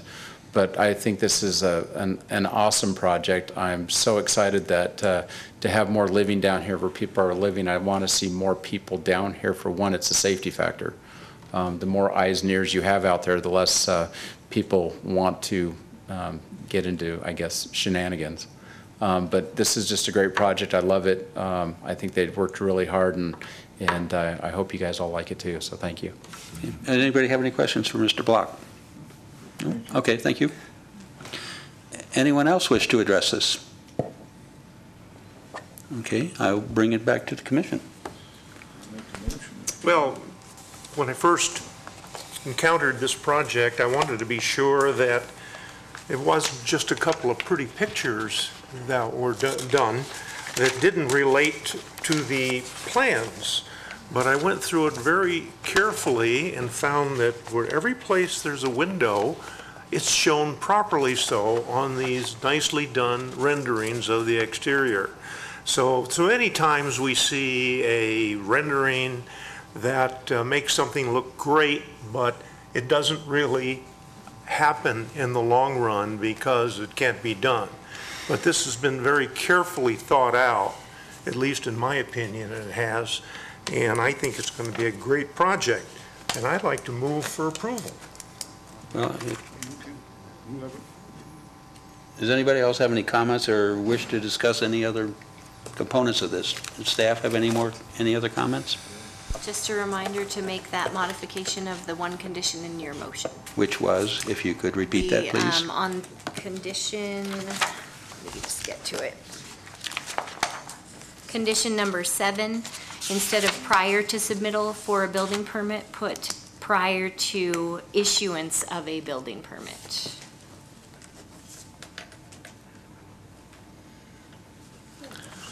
Okay. Okay. I will entertain a motion on the request for a special use permit. I would like to do so, if I may. I move to approve SUP -115-066, a special use permit request from the Hop and May Adams Foundation property owners, Adams, 308 North Curry, LLC, to allow an increase in permitted height in the downtown mixed-use zoning district and to allow the use of property split zone downtown mixed use and residential office with uses per the downtown mixed use development standards on property split zoned downtown mixed use and residential office located at 308 North Corey Street, APN 003-228-01, based on the findings and subject to the conditions of approval contained in the staff report. And we do these one at a time, I believe, don't we?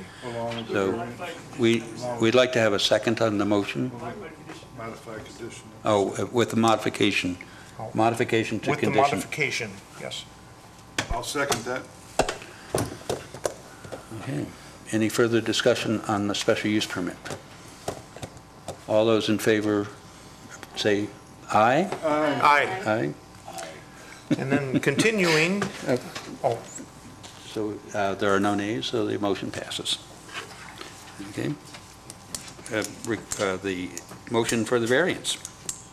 I would like to move to approve variance -15-067 of variance request from the Hop and May Adams Foundation property owner, Adams 308 North Curry LLC to reduce the required front and street side yard setbacks from 10 feet to 0 feet for the construction of a residential duplex and garages on property zoned residential office, and to reduce the required setback from a commercial development to a residential zoning district from 20 feet to 0 feet for an addition on the west side of the existing structure within the downtown mixed-use zoning district on property split zoned downtown mixed-use and residential office located at 308 North Curry Street, APN 003-228-01, based on the findings and subject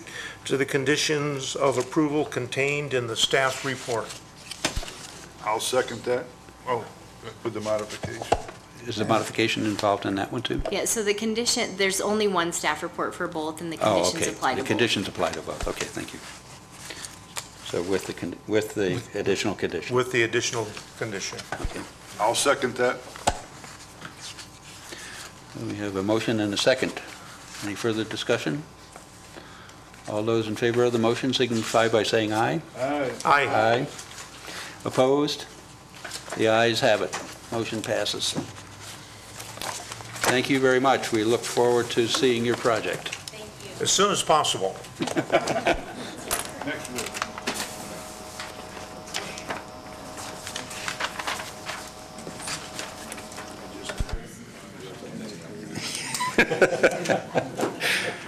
Okay, moving on to item F6. TPUD-15-069 for possible action to continue to the September 30th, 2015 Planning Commission meeting, a request from Project 1, property owner Jackson Family Living Trust, 52500, for a tentative planned unit development of 41 single-family detached residential lots, including a special use permit to allow a residential use on property zone general commercial, and variances to allow reduction in the minimum lot size, reduction in required parking, reduction in required open space, and reduction in the required periphery setback on property located at 250 Eagle Station Lane, APN 009-123-38 and 39. Ms. Pansky. I just Mr. want Plummer. to open this up. So obviously, this is on the agenda to continue this item, and I sent the email out to the Planning Commission about this. So the applicant, Don Smith, is here who is the applicant on this. So the applicant submitted this application in time to be on this agenda tonight. And part of the noticing requirement is that not only within 300 feet all properties, but all residents of a mobile home park have to be notified.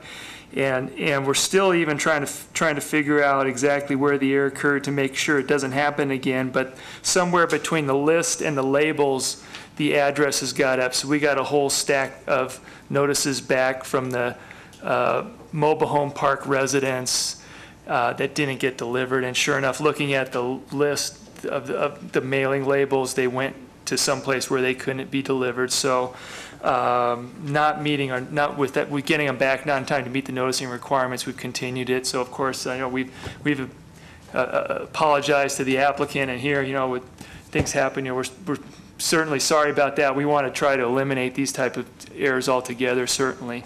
But is there anybody, so it's on the agenda to continue it, we didn't plan on taking public comments. However, is there anybody here to make comments on this item tonight on Eagle Station Lane planned unit development? No, Jackson Village? No, okay. What are you Is there anybody here to take comment tonight I'm asking the question because I think if there is, if people have sat through the meeting and you want to hear a comment, we don't have an application. They're not going to take action on it. It's going to be continued to the September meeting, but if somebody is here and wants to make comments for us to consider, and you can consider that, that's fine too. Because some people did get notices. Okay. And are you here to make a comment on this item? typically we have the applicant, but Mr. Schmidt, do you want to? Okay, so if you'd like to make a comment, you can come up now, or you could wait until the September 30th meeting when the applicant is actually going to make his presentation and the board is actually going to be voting on the application.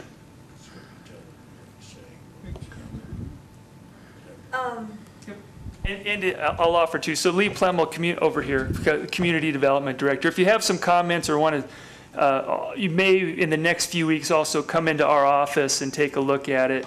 And if you want to take a look at it, then if you have any comments that you want us to forward to them for the next meeting when they consider it, we can do that as well. I'd like to say one. Yeah, sure.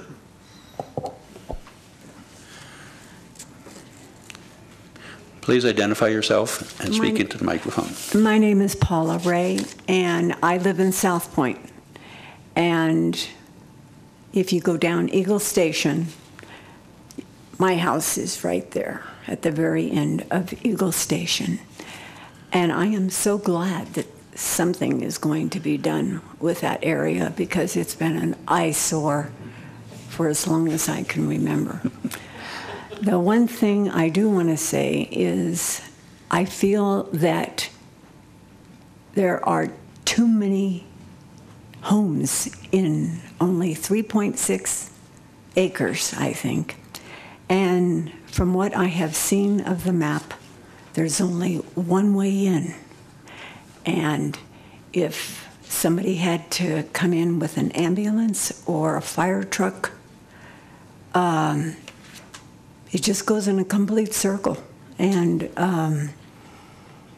it just seems like so many homes in such a small area. And I want to know, are these going to be cheap homes? Are they going to be nice homes like the apartments that they just talked about? How you want to make this city, especially when the freeway is finished, you want people to come to Carson City. Right now, I've lived in Carson City for 16 years. I absolutely love the town. I love the people. But I think it's an eyesore. I think it looks kind of like a low-life town because there's weeds everywhere. I mean, Justin Tierney, who is in charge, he's the supervisor of the streets. He knows me on a first-name basis.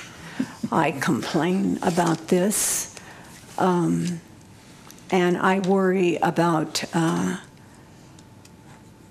all the extra litter that's going to be on the streets with this area where they're going to build all these homes. I worry about sanitation. I wanted to speak because I love where I live and I take pride in where I live, and it's like they call me the weed lady in South Point because I keep up silver sage and I spend at least $100 of my own money just in weeds. And I love all this beautiful things that you're showing, and I've been sitting here since 5 o'clock. I had no idea what you people have to go through. And it's like, I'm tired of seeing cyclone fences with litter everywhere. And I'm tired of seeing the Ormsby house with litter around that. I'm looking forward to having something done in this area. But please think about how many people are going to be in there in 3.6 acres. And think about the drainage of water, that kind of thing. Think about sanitation. And I think you will be hearing from me again.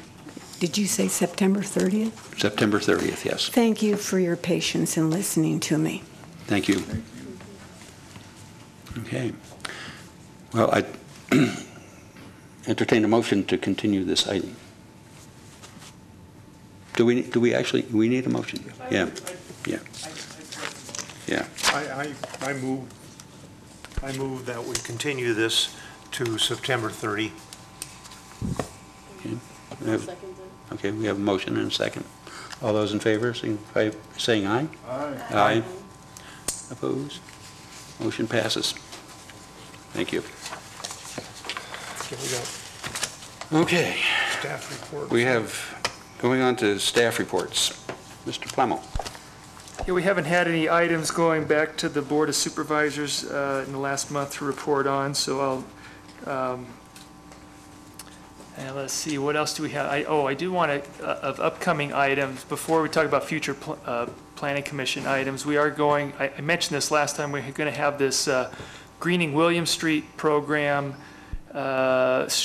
design charrette with the EPA. That's the dates that they're going to come into town is September 28th through the 30th. There's going to be a public meeting the evening of the 28th. Again, I'll forward this by email to you later, but that's coming up. And if anybody wants to participate in any specific planning sessions regarding William Street, just contact me. And anybody watching on TV that has any particular interest in the design of William Street, contact the Planning Division, ask for Lee Plemmel, and I can kind of direct you a little bit more on that to see how you can participate.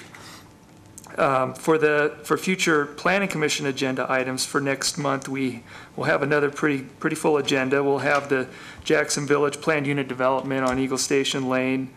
We'll have a storage container review. We'll have a special use permit for multifamily residences and retail commercial on Garth Richards Boulevard, right by the golf course. We have a special use permit for a new church at 420 Clear Creek Road, down on the south end of town. And we have 2 special use permits for accessory structures exceeding 75% of the main residence in single-family 1 acre, two separate special use permits for 2 properties down in the 1 acre area of town. Anything else I want to report to them? That concludes our report. Thanks. Thank you. Any commissioners have anything to report or wish to comment? No report, but I have a comment. I'd like to say thank you to my fellow commissioners for making me feel so welcome on my first meeting, and I would like to say thank you to the Planning Division staff for bringing me up to speed. This was a steep learning curve, and I felt absolutely prepared for the meeting today, so I just wanted to say thank you to the staff. Well, And thank you for your interest in applying and your input tonight. And welcome aboard. I need to talk for the first 2 or 3 meetings. Now they can't shut me up. Okay, one final opportunity for public comment. Seeing none, entertain a motion to adjourn. I'll make a motion to adjourn. We have a motion and a second. All those in favor? Aye. Opposed? No. Motion passes. We're adjourned. Very interesting.